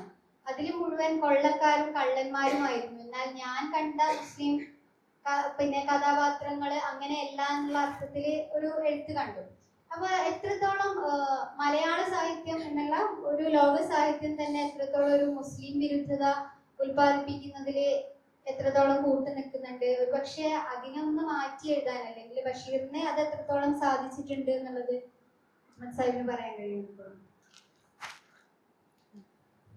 ഇത് ബഷീർ ചെറുപ്പത്തില് തൻ്റെ കൂട്ടുകാരൊക്കെ വൈക്കത്ത് അഷ്ടമി സമയത്ത് കുട്ടികളാവുമ്പോൾ, പഴയ കാലത്ത് അങ്ങനെയാണ്. ഇന്ന് ഈ പുസ്തക കെട്ടുകളുമായി കുറെ കച്ചവടക്കാരിങ്ങനെ വരും. നമ്മളെ വീട്ടുമുറ്റത്ത് ഇങ്ങനെ പുസ്തകം വെക്കും, കുറച്ച് പുസ്തകങ്ങൾ. എന്നിട്ട് അപ്പൊ നമുക്കിങ്ങനെ വായിക്കാം. ഇപ്പോഴും ചിലപ്പോൾ ഇങ്ങനെ കുറെ ആൾക്കാർ ഇങ്ങനെ ഈ പബ്ലിഷേഴ്സിന്റെ അടുത്തുനിന്ന് പുസ്തകം എടുത്തിട്ട് ഇങ്ങനെ വന്നിട്ട് അങ്ങനെയുള്ള പരിപാടി ഉണ്ടല്ലോ. അതിൻ്റെ ഒരു പണ്ടത്തെ രൂപമാണ്. പൂരമൊക്കെ ഉണ്ടാവുമ്പോൾ, അപ്പൊ വൈക്കത്തഷ്ടമി ഉണ്ടാവുമ്പോൾ അങ്ങനെ വരും. എന്നിട്ട് ആ ഗ്യാപ്പിൽ, അതായത് ഈ പുസ്തകം ഇങ്ങനെ അവിടെ കൊണ്ടുവച്ചിട്ട് അയാൾ അടുത്ത സ്ഥലത്തേക്ക് പോകുമല്ലോ, ഈ ഗ്യാപ്പിൽ ഇരുന്നിട്ടാണ് ഓരോ കഥകൾ വായിച്ച് തീർക്കുക. കാരണം പുസ്തകമൊന്നും അങ്ങനെ വീട്ടിലൊന്നും അങ്ങനെ വലിയ പബ്ലിഷേഴ്സോ അങ്ങനൊന്നും ഇല്ലാത്ത കുട്ടിക്കാല. അങ്ങനെ ബഷീർ വായിച്ചു തീർത്ത പല കഥകളും, ഇങ്ങനെ ഈ കഥകളിൽ കൂട്ടുകാരെ പേരൊക്കെ പറയുന്നുണ്ട് ബഷീർ. ആ കഥകളിലൊക്കെ മുസ്ലിങ്ങൾ എന്ന് പറഞ്ഞാൽ ഒന്നുകിൽ ഒരു മോഷ്ടാവ്, അല്ലെങ്കിൽ ഒരു എന്താ പറയാ, ഒരു വില്ലൻ, കൊള്ളക്കാരൻ. പക്ഷെ നോക്കുമ്പോൾ പരിസരത്തുള്ള തൻ്റെ വീട്ടുകാരും കുടുംബക്കാരും താൻ പരിചയിച്ച മുസ്ലിങ്ങളൊന്നും അങ്ങനെ കൊള്ളക്കാരോ മോഷ്ടാക്കളോ ഒന്നുമല്ല, ഒക്കെ നല്ല ആൾക്കാരുമാണ്. പിന്നെ എന്താ ഈ കഥയിൽ മാത്രം ഇങ്ങനെ കാണുന്നത് എന്ന ഒരു വിഷമം ചെറുപ്പത്തിലേ ഉണ്ടായിരുന്നു എന്ന് ബഷീർ പറയുന്നത്. അതാ ഡോക്യുമെന്ററിയിലും പറയുന്നത്. എം എ റഹ്മാന്റെ മറ്റേ ബഷീർ ദ മാൻ എന്ന ഡോക്യുമെന്ററിയിലും അത് പറയുന്നുണ്ട് ബഷീർ. അപ്പൊ ഇത് തൻ്റെ ഉള്ളിലുണ്ടായിരുന്നു എന്ന്. ഒരർത്ഥത്തിൽ ഇന്നൊക്കെ നമ്മൾ ആലോചിക്കുന്ന ഈ റെപ്രസെൻറ്റേഷൻ്റെ പ്രശ്നം, മിസ്റെപ്രസെൻറ്റേഷൻ, പോർട്രയിങ്, അല്ലെങ്കിൽ ഇസ്ലാമോഫോബിയ എന്നൊക്കെ പറയുന്ന ഈ ദളിത് ഫോബിയ എന്നോ, അല്ലെങ്കിൽ പലതരം മനുഷ്യരെ മോശമായിട്ടും വികൃതമായും ചിത്രീകരിക്കുന്ന ഒരു പ്രവണതയെപ്പറ്റി അന്ന് ബഷീർ അങ്ങനെ ആലോചിക്കുന്നു എന്ന് അന്ന് ആലോചിച്ചിട്ടുണ്ടാവാം ഉള്ളിൻ്റെ ഉള്ളിൽ ഒരു. പക്ഷെ കുട്ടിയാവുമ്പോൾ അതൊരു വലിയ രൂപം പൂണ്ടിട്ടുണ്ടാവില്ല, ഒരു ആശയമായിട്ടൊന്നും. കുട്ടിക്കാലത്തുള്ള ആലോചന പിന്നീട് തിരിച്ചറിഞ്ഞിട്ടുണ്ടാവും ബഷീർ തൻ്റെ എഴുത്തുകളിൽ അത് വേണമെന്ന്. അങ്ങനെ ആയിരിക്കാം ഒരു പക്ഷേ തൻ്റെ കഥാപാത്രങ്ങൾ ഇസ്ലാമിക മൂല്യമുള്ള, നല്ല പ്രത്യേകതരം പിന്നെ അഭിമാനബോധമുള്ള, ജീവിതം കഷ്ടപ്പെട്ട് ജീവിക്കുമ്പോഴും ഒരു മാനവികമായിട്ട് മനുഷ്യരെ എന്താ പറയുക, അല്ലെങ്കിൽ ആളുകളോട് സൗമനസ്യത്തോടെ പെരുമാറുന്ന ധാരാളം മുസ്ലിം കഥാപാത്രങ്ങളെ മലയാളിക്ക് പരിചയപ്പെടുത്തിയ ഒരാളാണ് ബഷീർ. ഒരർത്ഥത്തിൽ നോക്കുകയാണെങ്കിൽ വയലാറിൻ്റെ ആയിഷ എന്ന് പറഞ്ഞൊരു കാവ്യം ഭയങ്കര ഹിറ്റായിട്ട് ഓടിക്കൊണ്ടിരുന്ന കഥാപ്രസംഗമായിട്ട് സാംബശിവൻ എന്ന് പറയുന്ന ഒരാൾ മലയാളത്തിൽ കൊണ്ടാടിയിരുന്ന, അദ്ദേഹം വലിയൊരു കഥാപ്രസംഗകനായിട്ട് അന്ന് കാലത്ത് ഭയങ്കര പോപ്പുലർ ആയിരുന്നു. ആ കാലത്ത് ബഷീർ ഒരു ആയിഷയെ സൃഷ്ടിച്ചു. ഈ വയലാറിൻ്റെ ആയിഷ എന്ന് പറഞ്ഞാൽ അന്ത്രുമാൻ എന്ന് പറയുന്ന ഒരാളുടെ ഇറച്ചിവെട്ടുകാരനായിട്ടുള്ള ഒരാളുടെ, അയാൾ വളരെ വികൃതമായിട്ടുള്ള ഒരാളായിട്ടാണ് അന്ത്രുമാൻ അവതരിപ്പിക്കുന്നത്. പിന്നെ ഈ മാംസം വിൽപ്പന എന്നുള്ളത് വളരെ നെഗറ്റീവായിട്ടാണ് അതിനകത്ത് അവതരിപ്പിക്കുന്നത്. പിന്നെ ഒരു രണ്ടാം കെട്ടുകാരനായ, ഒരു ക്രൂരനായ ഒരാൾ, ആയിഷ എന്ന് പറയുന്ന ഒരു പെൺകുട്ടിയെ പിന്നെ ദ്രോഹിക്കുന്നതും അങ്ങനെ അവളെ മൊഴി ചൊല്ലുന്നതും, ശരിക്കും പറഞ്ഞ ഒരു ഇസ്ലാമോഫോബിയക്ക് വേണ്ട മുഴുവൻ കണ്ടന്റുള്ള ഒരു കാവ്യം കൂടിയാണ് ആയിഷ. വളരെ എന്താ പറയാ, എല്ലാ ചേരുവകളും ചേർത്തതായിട്ട് നമുക്ക് പറയാം. അത് ബോധപൂർവ്വം എഴുതിയതാണോ അല്ലേ എന്നുള്ളതൊന്നും നമുക്ക് നമ്മുടെ വിഷയമല്ല, നമ്മുടെ ചർച്ചയല്ല. ഞാൻ ആ കണ്ടന്റിനെ കുറിച്ചാണ് പറയുന്നത്. അതേ കാലത്താണ് നമ്മളെ അത്ഭുതപ്പെടുത്തുന്ന മറ്റൊരായിഷയുമായി ഡുപ്പൂപ്പാക്ക് ഒരു ആനയുണ്ടായിരുന്നു എന്ന കൃതിയിൽ ബഷീർ പ്രവേശിക്കുന്നത്. ഒരു ഒറ്റ വർഷത്തിന് ശേഷം, അല്ല ഒരേ വർഷമാണെന്നാണ് ഞാൻ മനസ്സിലാക്കുന്നത്. കറക്റ്റ് കൊല്ലം എനിക്ക് ഓർമ്മയില്ല, ഞാൻ ഈ ലേഖനത്തിൽ പറയുന്നു. അപ്പോൾ എന്താ വെച്ചാൽ ആ ആയിഷയുടെ പ്രത്യേകത എന്താ വെച്ചാൽ വിദ്യാഭ്യാസമുള്ള, ആധുനിക ജീവിത ബോധമുള്ള, ഇസ്ലാമിക മൂല്യങ്ങൾ എന്ന് പറഞ്ഞാൽ ഇങ്ങനെ പഴങ്കഥകളിൽ ഇങ്ങനെ വെച്ച് രാഗപ്രസംഗങ്ങളിലും വഴലുകളിലും കഥകളിലും മാത്രം പറയാനുള്ളതല്ല, അത് മനുഷ്യർക്ക് പ്രവൃത്തി തലത്തിൽ കാണിച്ചു കൊടുക്കേണ്ടതാണെന്നും ബോധ്യമുള്ള ഒരായിഷയെ നമുക്ക് കണ്ടുമുട്ടാം അതിലൊരു കഥാപാത്രമായിട്ട്. ഒരു പക്ഷേ ഈ പേര് എങ്ങനെ ബഷീർ ബോധപൂർവ്വം സെലക്ട് ചെയ്താണോ എന്ന് അറിഞ്ഞുകൂടാ. എനിക്ക് തോന്നിയതാണ് ഒരേ കാലത്ത് ഇറങ്ങിയ 2 കൃതിയിലെ 2 ആയിഷമാരിൽ ബഷീറിൻ്റെ ആയിഷ എന്തുകൊണ്ടും വളരെ വ്യത്യസ്തമായൊരു മുസ്ലിം സ്ത്രീയെ മുന്നോട്ട് വെക്കുന്നുണ്ട്. എൻ്റെ ഉപ്പൂപ്പാക്ക് ഒരു ആന ഉണ്ടായിരുന്നില്ല ആയിഷയെ പറ്റി. അപ്പോൾ ഇങ്ങനെയുള്ളൊരു സംഭവം, ഒരു രീതിയിൽ ബഷീർ അതൊരു പ്രതിരോധമായിട്ട് ബഷീർ സ്വയം അറിഞ്ഞു ചെയ്യുന്നതാണോ അങ്ങനെയൊക്കെയുള്ള പഠനം അതൊന്നും നമുക്കറിയില്ല. പക്ഷെ ബഷീറിന്റെ എഴുത്തുകളിൽ അത് അങ്ങനെ വന്നിരുന്നു, അങ്ങനെ ഉണ്ടായിരുന്നു എന്ന് കാണാൻ പറ്റും. ദളിതരെ പറ്റി, അല്ലെങ്കിൽ നമ്മൾ ഏറ്റവും സമൂഹത്തിൽ അരക്ഷിതരായ മനുഷ്യരുടെ കുറിച്ചാണ് ബഷീർ എഴുതുന്നത്. ശബ്ദങ്ങൾ ഒക്കെ വായിച്ചാൽ അത്ഭുതപ്പെട്ടു. നമ്മളിപ്പോൾ നേരത്തെ പറഞ്ഞ പാവപ്പെട്ടവരുടെ വേശ്യനെ ആലോചിച്ചു. ഒരു സ്ത്രീകളെ, ഇങ്ങനത്തെ സ്ത്രീകളെ പറ്റിയുള്ള എങ്ങനെ അവർ അതിലേക്ക് എത്തിപ്പെടുന്നു എന്നുള്ള ധാരണകളെയൊക്കെ നമുക്ക് പൊളിച്ചു തരുന്ന, നമുക്ക് അതിൻ്റെ ഒരു യാഥാർത്ഥ്യം പറഞ്ഞു തരുന്ന ഒരു കഥയാണ്. ഇങ്ങനെയുള്ള പോക്കറ്റടിക്കാരെ പറ്റി ഒരു മനുഷ്യൻ എന്നുള്ള കഥയിൽ പോക്കറ്റടിക്കാരന്റെ കരുണയാണ്, ദയാവായ്പാണ് ആ കഥയിൽ അല്ലേ. പോക്കറ്റടിക്കാരന്റെ ദയാവായ്പിനെ പറ്റി സംസാരിക്കുന്ന ഒരു കഥയാണ്. അതുപോലെ ക്രിസ്ത്യൻ ഹെറിറ്റേജ് എന്ന് പറഞ്ഞൊരു ചെറിയ കഥയുണ്ട്. നിങ്ങൾ കേട്ടിട്ടുണ്ട് അങ്ങനെ കഥ ബഷീറിന്റെ? അങ്ങനെയൊക്കെ കഥ ഉണ്ട് ബഷീർ. ക്രിസ്ത്യൻ ഹെറിറ്റേജ് പറഞ്ഞ ഒരു ചെറിയ കഥയുണ്ട്. ആ കഥയിൽ ബഷീർ വൈലാലിൽ വീട്ടിൽ ഇങ്ങനെ ഇരിക്കുമ്പോൾ കോട്ടയത്ത് നിന്ന് ഒരു മത്തായി എന്ന് പറഞ്ഞ ഒരാൾ, കച്ചവടക്കാരൻ, ബഷീറിനെ കാണാൻ വരിക. ഞാൻ നിങ്ങളെ കഥയൊക്കെ വായിച്ച് ഞാനിങ്ങനെ പല കച്ചവടമൊക്കെ ചെയ്ത് റബ്ബർ അങ്ങനെയൊക്കെ ജീവിക്കുന്ന ഒരാളാണ്, പക്ഷെ നിങ്ങളെ നാട് തിരഞ്ഞ് നിങ്ങളൊന്ന് കാണണം എന്നെനിക്ക് തോന്നി എന്നൊക്കെ പറഞ്ഞ് വൈകുന്നേരമായി. ബഷീർ പറയുന്നത് ഇയാളിന്ന് പോവില്ലേ എന്നൊക്കെ ബ്രാക്കറ്റിൽ ആലോചിക്കുന്നുണ്ട് ബഷീർ കഥയിൽ. രാത്രിയായി തുടങ്ങി. അവസാനം അവിടെ നിന്ന് താമസിക്കും, ബഷീറിന്റെ കൂടെ നിന്ന് താമസിക്കും. അങ്ങനെ താമസിക്കുമ്പോൾ ഇയാൾക്ക് കിടക്കാൻ വേണ്ടിയിട്ട് അറേഞ്ച് ചെയ്ത് കൊടുത്ത സ്ഥലം ബഷീറിന്റെ തന്നെ തൊട്ടുപുറത്താണ്, പക്ഷെ തലയിണ ഒന്നേ ഉള്ളൂ. അപ്പൊ ഇയാളിങ്ങനെ ബഷീർ തിരഞ്ഞപ്പോൾ ബഷീറിന്റെ വീട്ടിലെ പുസ്തകങ്ങൾ അടുക്കി വെച്ച കൂടുതൽ തടിച്ചൊരു പുസ്തകം, ഒരു എൻസൈക്ലോപീഡിയ മാതിരിയുള്ള തടിച്ച പുസ്തകം, ക്രിസ്ത്യൻ ഹെറിറ്റേജ് എന്നാണ് ആ പുസ്തകത്തിന്റെ പേര്. അത് ഇയാൾക്ക് തലയണയായിട്ട് കൊടുത്തു. ടൈമ തല വെച്ചിട്ട് ഇയാൾ ഉറങ്ങി. അങ്ങനെ പിറ്റേന്ന് രാവിലെ വെറുതെ ഇയാളോട് ബഷീർ ചോദിക്കുന്നുണ്ട്, പോവാന് കാശൊക്കെ ഉണ്ടോ? ഒരു ഉപചാരം എന്ന് ബഷീർ ബ്രാക്കറ്റിൽ എഴുതുന്നുണ്ട്. ഇയാളെടുത്തൊക്കെ കാശുണ്ടാവും, എന്നാലും വെറുതെ ബഷീർ തന്നെയുള്ളത് എഴുതുന്നത്, ഇങ്ങനെയൊക്കെ പറഞ്ഞ് എഴുതുക. അപ്പൊ ഇയാള് കിട്ടിയ തിരക്കടില്ലായിരുന്നു. അപ്പൊ ഷെടാന്ന് ബഷീർ ബ്രാക്കറ്റിൽ. ഇയാള് ആയിക്കോട്ടെ എന്ന് പറഞ്ഞത്രേ. അപ്പൊ 10 റുപ്യ എന്തോ ബഷീർ കൊടുക്കുന്നുണ്ട്. അപ്പൊ ഷെടാന്ന് ബ്രാക്കറ്റിൽ ഇട്ടിട്ടാ കൊടുക്കണേ. എന്നിട്ട് ഇയാൾ പോയി. പിന്നെ ഈ പുസ്തകം ഇയാൾ എടുത്ത് ഷെൽഫിലേക്ക് വെക്കാൻ വേണ്ടി തട്ടിക്കൊട്ടിയപ്പോൾ അതിൽ 2 100 രൂപ നോട്ട്. കഥ ഇത്രേ ഉള്ളൂ, ക്രിസ്ത്യൻ ഹെറിറ്റേജ്. അപ്പൊ ഇതിൽ ഒന്നുമില്ല ശരിക്കും. ഇവർ തമ്മിൽ ഭയങ്കര രസമായിട്ട് സംസാരിക്കണമൊക്കെ ഉണ്ട്, തർക്കിക്കണമൊക്കെ ഉണ്ട് തലേന്ന്. അപ്പൊ ഇതിലൂടെ ഒരു ക്രിസ്ത്യൻ മുസ്ലിം എന്താ പറയുക കമ്മ്യൂണിറ്റി റിലേഷനെ പറ്റി ഒരു പ്രത്യേകതര ആലോചനയായിട്ട് എനിക്കത് തോന്നി ആ കഥ വായിച്ചപ്പോൾ. നമ്മളിപ്പോൾ ആദ്യം എന്ന് പറഞ്ഞ ഒരു പ്രത്യേക ഈ എന്താ പറയാ ഈ സംഘപരിവാർ സ്വാധീനിക്കപ്പെടുന്ന ഒരു തരത്തിൽ ക്രിസ്ത്യൻ വിശ്വാസികളെ പലതരത്തിൽ മുസ്ലിം വിരുദ്ധരാക്കുന്ന പ്രവണതകളുള്ള ഒരു കാലത്താണ് ഞാൻ ഈ കഥ ഒന്ന് എടുത്തു വായിച്ചത്. ഭയങ്കര പ്രസക്തി തോന്നി എനിക്ക് ആ കഥയ്ക്കകത്ത്. ക്രിസ്ത്യൻ പാരമ്പര്യം യഥാർത്ഥത്തിൽ അങ്ങനെ ആയിരുന്നു എന്ന് പറയാൻ ശ്രമിക്കുന്ന ഒരു കഥയായിട്ട്, പഴയൊരു കഥയാണ്. അപ്പൊ ഇങ്ങനെ പലതും ബഷീറിൽ നിന്ന് ഇനിയും നമുക്ക് കണ്ടെടുക്കാനുണ്ടാവും. പുതിയ കാലത്തിന് ആവശ്യമുള്ള പലതരം കഥകൾ അക്കാലത്ത് തന്നെ ബഷീർ എഴുതിയിട്ടുണ്ട് എന്നൊരു പക്ഷെ നമുക്കൊന്ന് തോന്നും. അപ്പൊ ഇങ്ങനെ ഈ റെപ്രസെന്റേഷൻ ആയാലും അല്ലെങ്കിൽ മുസ്ലിം വിരുദ്ധമായിട്ടുള്ള കഥകൾക്കെതിരെയുള്ള കഥകളായാലും, പിന്നെ പുതിയ ചില ആൾക്കാരെ, ഇപ്പൊ മുഹമ്മദ് അസദ് എന്ന് പറയുന്ന അദ്ദേഹം ലിയോപോൾഡ് വൈസ് എന്ന് പറയുന്ന ഒരു പോളിഷ് ജൂ ആയിരുന്നല്ലോ അല്ലെ. അയാളെ ബഷീർ കാണുന്നുണ്ട് കാശ്മീരിൽ ദാൽ തടാകത്തിന്റെ കരയിൽ വെച്ച്. ബഷീർ ഇങ്ങനെ അനന്തമായി യാത്ര ചെയ്യുന്ന കാലത്ത് മുഹമ്മദ് അസദിനെ കാണാൻ ഇടയായി. അദ്ദേഹം അവിടെ വന്നതാണ്. മക്കയിലേക്കുള്ള പാത, റോഡ് ടു മക്ക എഴുതിയ ഹസദ്, ഇസ്ലാം സ്വീകരിച്ച ആളാണ്. അപ്പൊ അയാളെ കണ്ടുമുട്ടിയതിനെ കുറിച്ച് അതിൽ സംസാരിക്കുന്നുണ്ട് ബഷീർ. ഓർമ്മയുടെ അറകളിലാണെന്നാണ് എൻ്റെ ഓർമ്മ, അതിൻ്റെ ഓർമ്മ. അപ്പോ അതില് ഇങ്ങനെ കുറെ ആൾക്കാരെ ബഷീർ നമ്മുടെ മെയിൻ സ്ട്രീം മലയാളത്തിന് പരിചയപ്പെടുത്തി കൊടുക്കും പലതരത്തിൽ. പിന്നെ അല്ലാമ യൂസുഫ് അലിയുടെ ഗ്രന്ഥത്തെ പറ്റി പരിചയപ്പെടുത്തുന്നുണ്ട്. ബഷീർ പറയുന്നുണ്ട്, പൊതുവെ ഞാൻ ചെറുപ്പത്തിൽ കണ്ടു വളർന്നതൊക്കെ തല മൊട്ടയടിച്ച് പ്രത്യേകതരം തൊപ്പിയിട്ട് അങ്ങനെ തന്നെ മദ്രസയിൽ കുട്ടികൾ പഠിച്ചു വളരുന്ന, വഴല് കേൾക്കുന്ന, പലതരം കഥകൾ കേട്ട് അങ്ങനെ ജീവിക്കുന്ന.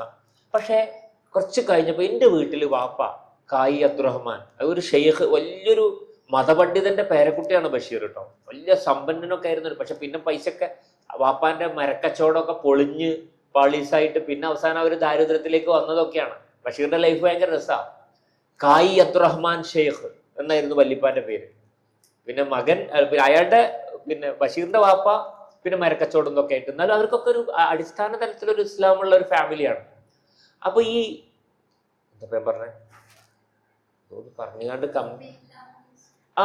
ഈ തൊപ്പിൻ തൊക്കെടുത്ത് അങ്ങനെ പോകുന്ന ഒരു സമയത്താണ് മൗലാന അബുൽ കലാം ആസാദ്, അല്ലാമ ഇക്ബാല്, പിന്നെ അങ്ങനെ അങ്ങനെ കുറേ മുസ്ലിം ദേശീയ നേതാക്കന്മാര്, അവരൊന്നും ഇങ്ങനെ അല്ലല്ലോ, മൊട്ടയടിച്ചിട്ടൊന്നുമല്ല. പക്ഷെ അവരൊക്കെ മുസ്ലിം ജീവിതം ജീവിക്കുന്നവരുമാണല്ലോ എന്ന് ബഷീറിന് ചെറുപ്പത്തിൽ തോന്നുന്നുണ്ട്. ഒരു ക്രിട്ടിക്കൽ തിങ്കിങ് ഉണ്ടല്ലോ ഉള്ളിൽ തന്നെയുള്ള, കമ്മ്യൂണിറ്റിനോടുള്ള ഒരു ക്രിറ്റിസിസം ഒരർത്ഥത്തിൽ ബഷീറിന് വായിച്ചാൽ നമുക്ക് ഇങ്ങനെ കിട്ടും ചെറുപ്പത്തിലുള്ള. ഒരിക്കൽ ബഷീർ പറയുന്നുണ്ട്, വെള്ളിമാടുകുന്ന് എന്ന് പറയുന്ന ഒരു സ്ഥലത്ത് IPH എന്ന് പറയുന്ന ഒരു സ്ഥലം, ഒരു പുസ്തകശാല ഉണ്ട്. അവിടെ പോയ നല്ല മലയാളത്തിൽ കുറേ പുസ്തകം കിട്ടും, കുറെ അതൊക്കെ നിങ്ങൾ വായിക്കണം എന്ന്, ഇസ്ലാമിനെ കുറിച്ച് പഠിക്കാനൊക്കെ ആഗ്രഹമുണ്ട് എന്ന് പറഞ്ഞ് ബഷീറിന്റെ അടുത്ത് വന്ന ചിലരോട് ബഷീർ ഉപദേശിച്ചു വിടുന്നുണ്ട്. IPH പോയിട്ട് കുറച്ച് പുസ്തകം വാങ്ങിക്കോളൂ. മനസ്സിലായില്ലേ? മാധ്യമത്തിന്റെ പ്രകാശനത്തിന് ബഷീർ വന്നിട്ടുണ്ട്. വെള്ളിമാടുകുന്നിലെ വെള്ളി നക്ഷത്രം എന്ന് ബഷീർ പറഞ്ഞിട്ടുണ്ട്. ബഷീർ അങ്ങനെ പൊതുവെ പ്രസംഗത്തിനോ ഒന്നിനും പോവില്ല. ഒരു പരിപാടിക്ക് വിളിച്ചാൽ പോവാത്ത ആളാണ്. ഒരു ഫംഗ്ഷനിലും ബഷീറിനെ വിളിച്ചാൽ പോവില്ല. ആകെ വളരെ അപൂർവമായിട്ട് ബഷീറിന്റെ തലയോലപ്പറമ്പ് ഹൈസ്കൂളിൽ താൻ പഠിച്ച സ്ഥലത്ത് ബഷീർ ഒരു വലിയ എഴുത്തുകാരനായ കാലത്ത് ഒരു ഉദ്ഘാടനത്തിന് വിളിച്ചു. എഴുത്തുകാരനായിട്ടില്ല, ആകെ കുറച്ച് പുസ്തകങ്ങൾ എഴുതി തുടങ്ങിയിട്ടുള്ളൂ. അങ്ങനെ വലിയൊരു കുറച്ചൊക്കെ അറിയപ്പെട്ടു തുടങ്ങി. നാളെയാണ് അവിടെ ഉദ്ഘാടനവും സംസാരവും കേട്ടോ. ബഷീർ നാട് വിട്ടു.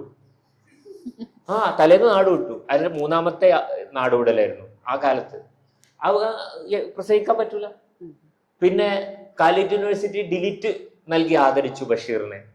അന്ന് ബഷീർ നടത്തിയ ഒരു പ്രസംഗമുണ്ട്. അതിന്റെ ഒരു വീഡിയോ, വോയിസ് ഒന്നും അധികം ലഭ്യമല്ല. പക്ഷെ ചിരിച്ച് ചിരിച്ച് ചിരിച്ച് ആൾക്കാർ ഇങ്ങനെ കുത്തിമറിയാണ്. കാരണം ലോകത്ത് ഒരു യൂണിവേഴ്സിറ്റിയിലും ഡിലീറ്റ് വാങ്ങിക്കൊണ്ട് മറ്റേ ഓണററി ആണ്, അതായത് അയാൾക്ക് PhD കൊടുക്കൂലേ, വെറുതെ PhD ചെയ്യാതെ ഒരാളുടെ ബഹുമാന്യാവസ്ഥ, അങ്ങനെയുള്ള പരിപാടിയാണ്.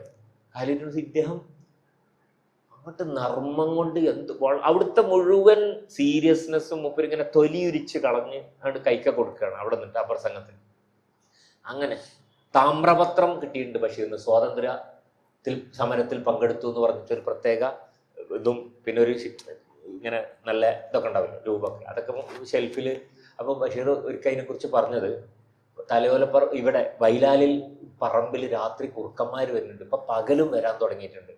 ഒരു ഗുണമുണ്ട്, ഈ താമ്രപത്രം നല്ല മൂർച്ചയുള്ളതായിട്ട് എറിഞ്ഞാ കൊള്ളും കുറുക്കനെ. പറമ്പിൽ വരുന്ന കുറുക്കനെ എറിയാൻ ഈ ഇത് ഉപയോഗിക്കാം. ഒരു അവാർഡിനോടുള്ള മൂപ്പരുടെ ഒരു അതിനൊക്കെ തൊലിയിരിച്ച് കളയാണ് ഇങ്ങനത്തെ ഓരോ സാധനങ്ങളെ.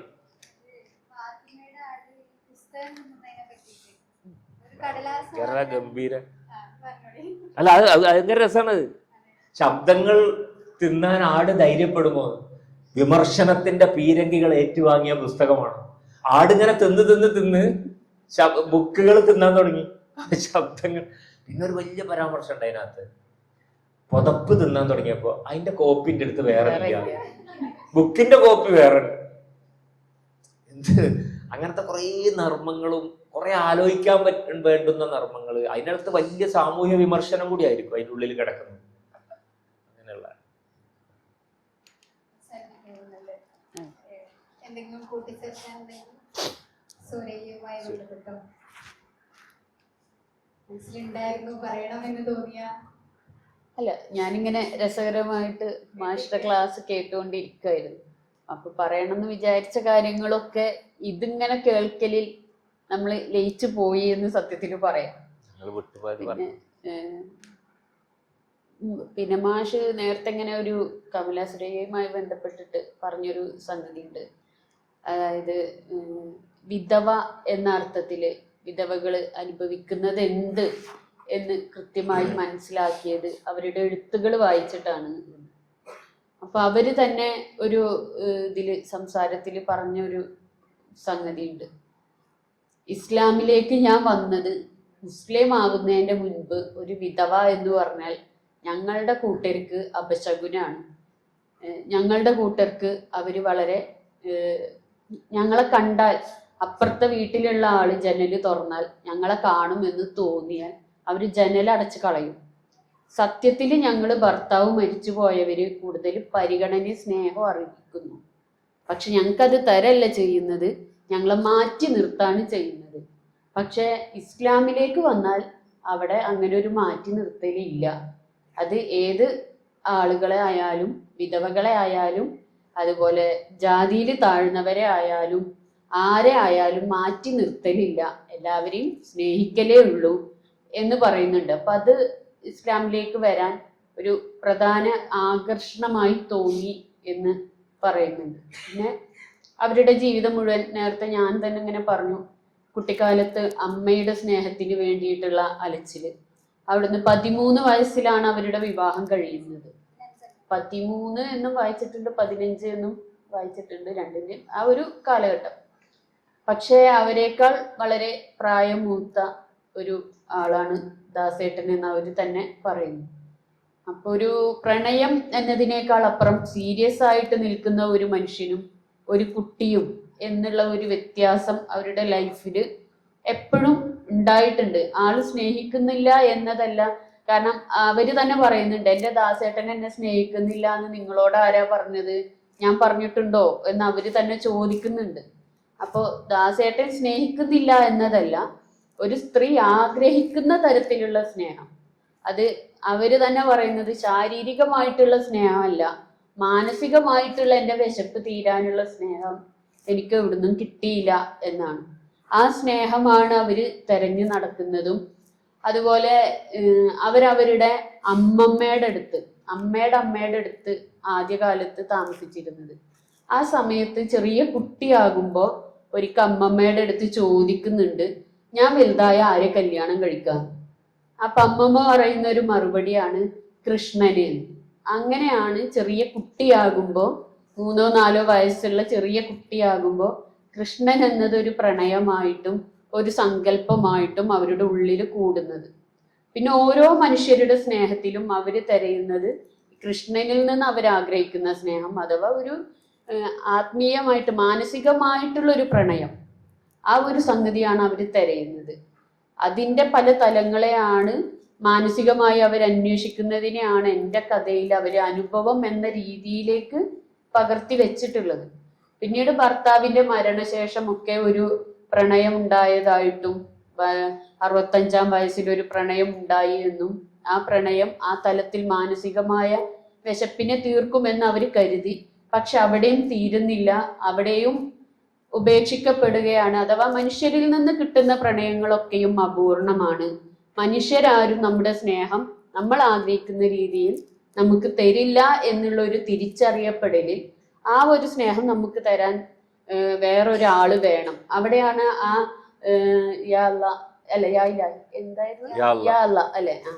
അതിലെ ആ വരികൾ വരുന്നത്. എൻ്റെ മണമകളിന് വേണ്ടി ഞാൻ പൂമാല കാത്തു വെക്കേണ്ടതില്ല, അവന് കഴുത്തില്ലല്ലോ എന്ന് പറയുന്നത് ഏത് രീതിയിലും നമുക്ക് ഏറ്റവും സ്നേഹിക്കാൻ നമ്മളോട് ഏറ്റവും അടുത്തത് ദൈവമാണ്. ആ സ്നേഹം പലരിൽ തെരഞ്ഞു നടന്ന് അവസാനം ഞാൻ എവിടെയാണോ എത്തേണ്ടത് അവിടെ എത്തി എന്നുള്ളതാണ് അവരുടെ ആ ഒരു കൺസെപ്റ്റ്. അപ്പൊ ആ ഒരു സമയത്ത് അവരോട് ചോദിക്കുന്നുണ്ട്, നിങ്ങൾ ഇത്രയും കാലം കൃഷ്ണന് വേണ്ടി കവിതകൾ എഴുതി, എന്നിട്ട് ഇപ്പൊ നിങ്ങള് കൃഷ്ണനെ ഒക്കെ വിട്ട് അള്ളാനെ വിളിച്ചിട്ടായോ എന്ന് ചോദിക്കുമ്പോ അവര് പറയുന്നുണ്ട്, നിങ്ങൾ ആ ഗുരുവായൂരൊന്ന് പോയി നോക്ക്, അവിടെ ഇപ്പൊ കൃഷ്ണൻ ഉണ്ടാവില്ല, കൃഷ്ണൻ എൻ്റെ കൂടെ ഇങ്ങോട്ട് പോകുന്നു, എൻ്റെ കൃഷ്ണൻ തന്നെയാണ് അള്ളയും ഒക്കെ ഒന്ന് തന്നെയാണ്, ഇങ്ങോട്ട് പോകുന്നു എന്ന് പറയുന്നുണ്ട്. അത് അവരുടെ ഒരു ധൈര്യമാണ്. വേറൊരാൾക്കും പറയാൻ പറ്റില്ല. മതം മാറി വന്ന ഒരാള് എന്റെ ദൈവത്തിനെ ഞാൻ അങ്ങോട്ട് കൊണ്ടുവന്നു, ദൈവം ഇങ്ങോട്ട് വന്നു, അള്ളയില് ലയിച്ചു എന്നൊക്കെ പറഞ്ഞു കഴിഞ്ഞാല് ഉണ്ടാവുന്ന പുകിലുകൾ ഭയങ്കരമായിരിക്കും. പക്ഷെ അതൊന്നും ആലോചിക്കാതെ പറയാനുള്ള ഒരു ധൈര്യം എന്ന് പറയുന്നതാണ് മാധവിക്കുട്ടിയുടെ അല്ലെങ്കിൽ കമലാ സുരയ്യയുടെ ധൈര്യം. അപ്പൊ അവര് ചെറുപ്പം തൊട്ട് എന്താണോ തേടി നടന്നത്, അതുപോലെ മുസ്ലിമൊക്കെ ആവുന്നതിനേക്കാൾ മുൻപ് തന്നെ അവര് പറയുന്നുണ്ട്, ഞാൻ പർദ്ദ ധരിച്ചിട്ട് കൽക്കത്തയുടെ വീതികളിലൂടെ മദ്രാസിന്റെ വീതികളിലൂടെ ഒക്കെ നടക്കാറുണ്ട്, അപ്പൊ എനിക്ക് ഏറ്റവും സേഫ്റ്റി അനുഭവപ്പെടാറുണ്ട് എന്ന് പറയാറുണ്ട്. സ്വാതന്ത്ര്യം വേണം വേണം എന്ന് പറഞ്ഞിരുന്ന ഒരാൾ തന്നെയാണ് പർദ്ദ ധരിച്ച് നടക്കാറുണ്ട്, അപ്പോഴാണ് എനിക്ക് ഏറ്റവും സ്വാതന്ത്ര്യം കിട്ടിയത് എന്ന് പറയുന്നത്. അപ്പൊ അത് കളിയാക്കിയിട്ട് അവരോട് കാരശ്ശേരി മാഷ് ചോദിച്ച ഒരു സംഗതി അദ്ദേഹത്തിന്റെ ഒരു ലേഖനത്തിൽ ഒരിക്കൽ വായിച്ചു. പർദ്ദ ധരിച്ചിട്ട് ഇപ്പൊ സ്വാതന്ത്ര്യം വേണം എന്ന് പറയുന്ന നിങ്ങളിപ്പോ പർദ്ദ ധരിക്കുന്നു, അപ്പൊ നിങ്ങളുടെ ആ സ്വാതന്ത്ര്യത്തിനുള്ള ആവശ്യപ്പെടലൊക്കെ എവിടെ പോയി എന്നാണ് ചോദ്യം. അപ്പൊ അവര് പറയുന്നത്, അല്ലെങ്കിലും ഒരു പെണ്ണിന് പൂർണ്ണമായിട്ടും സ്വാതന്ത്ര്യമൊന്നും വേണ്ട, ഇത്ര സ്വാതന്ത്ര്യമൊക്കെ മതി, സ്നേഹിക്കാൻ ഒരാളുണ്ടാവുകയും അവർക്ക് എത്തിപ്പെടാൻ ഒരു സ്നേഹഭാജനം ഉണ്ടാവുകയും ചെയ്താൽ അതിൽ ഒതുങ്ങി നിൽക്കുന്ന സ്നേഹം ഏതൊരു പെണ്ണും ആഗ്രഹിക്കുന്നുള്ളൂ എന്ന് അവര് പറയുന്നുണ്ട്. ആ ഒരു സ്നേഹഭാജനമായിട്ട് അവർ കാണുന്നത് സത്യത്തിൽ പടച്ചോനെയാണ്. ഒരു കുറ്റിയിൽ കെട്ടിയിട്ടിട്ടുള്ള അങ്ങനെ ഒരു പ്രയോഗം അവർ പറയുന്നുണ്ട്. ഒരു കുറ്റിയിൽ ചങ്ങല കൊണ്ട് കെട്ടിയിട്ടിട്ട് അതിന്റെ ചുറ്റും കിട്ടുന്ന സ്വാതന്ത്ര്യമാണ് യഥാർത്ഥ സ്വാതന്ത്ര്യം എന്ന രീതിയിൽ വരുന്നൊരു ഡയലോഗ്, കറക്റ്റ് ഓർമ്മയില്ല, അവർ പറയുന്നുണ്ട്. അഥവാ ഒരു ദൈവം എന്നൊരു കോൺസെപ്റ്റിൽ നിൽക്കുമ്പോൾ ചില നിബന്ധനകൾ ഉണ്ടാകുമ്പോൾ അതിൻ്റെ ഉള്ളിൽ അനുഭവിക്കുന്നതിനെയാണ് നമുക്ക് ഏറ്റവും സുഖമായിട്ടും പരമമായിട്ടും അനുഭവിക്കാൻ കഴിയുക, അതിൻ്റെ വാല്യൂ തിരിച്ചറിയാൻ പറ്റുക എന്നൊരു കോൺസെപ്റ്റിലാണ് അവർ സംഗതി പറയുന്നത്. അപ്പോൾ തുടക്കം തൊട്ട് അവർ അന്വേഷിച്ച് പോയത്, പച്ചയായ ഒരു മനുഷ്യൻ എന്ന നിലയിൽ ആഗ്രഹിച്ചത്, അതിലേക്ക് എത്തിപ്പെട്ടു എന്ന വിശ്വാസം തന്നെയാണ് ഞാൻ സ്വർഗത്തിലാണ് എന്ന് 100% അവർ ഉറപ്പിക്കുന്നതും അതുകൊണ്ടാണ്. എന്തെങ്കിലും ആർക്കെങ്കിലും ഷെയർ ചെയ്യാനോ ചോദിക്കാനോ ഉണ്ടെങ്കിൽ അതിനുള്ള അവസരമാണ്. വായനാനുഭവങ്ങൾ പങ്കുവെക്കാനോ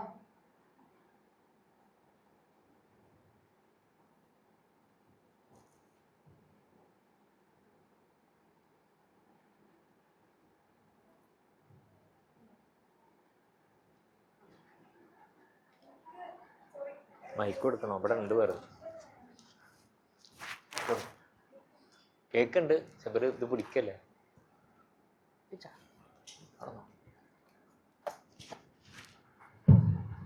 അതായത് ഞാൻ ഈ ലിറ്ററേച്ചർ സ്റ്റുഡന്റ് ആണ്. അപ്പോൾ നമ്മളിപ്പോ ഒരു 5-6 പ്രാവശ്യമെങ്കിലും കമല സുരയ്യന്റെ വർക്ക്സ് പഠിച്ചിട്ടുണ്ടാവും.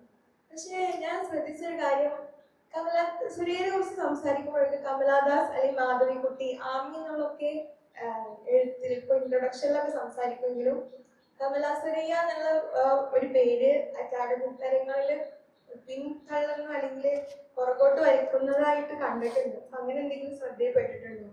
പിന്നെ അതേപോലെ നമ്മളിങ്ങനെ ക്ലാസ്സിൽ സംസാരിച്ചുകൊണ്ടിരിക്കുമ്പോൾ ഒരു ഇത് വന്നു, കമല സുരയ്യ ഇസ്ലാം സ്വീകരിച്ചതിന് ശേഷം എഴുത്തുകളിലൊക്കെ കുറഞ്ഞിട്ടുണ്ട്, ആള് എഴുത്ത് ജീവിതം മാറ്റി നിർത്തിയിട്ടുണ്ടെന്നോ എന്താ പറയാ?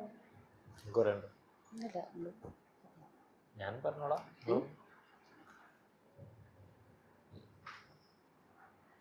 എഴുത്ത് ജീവിതം മാറ്റി നിർത്തി എന്നല്ല, എഴുത്തിന്റെ തലങ്ങളിൽ കുറെ മാറ്റങ്ങൾ സംഭവിച്ചിട്ടുണ്ട്.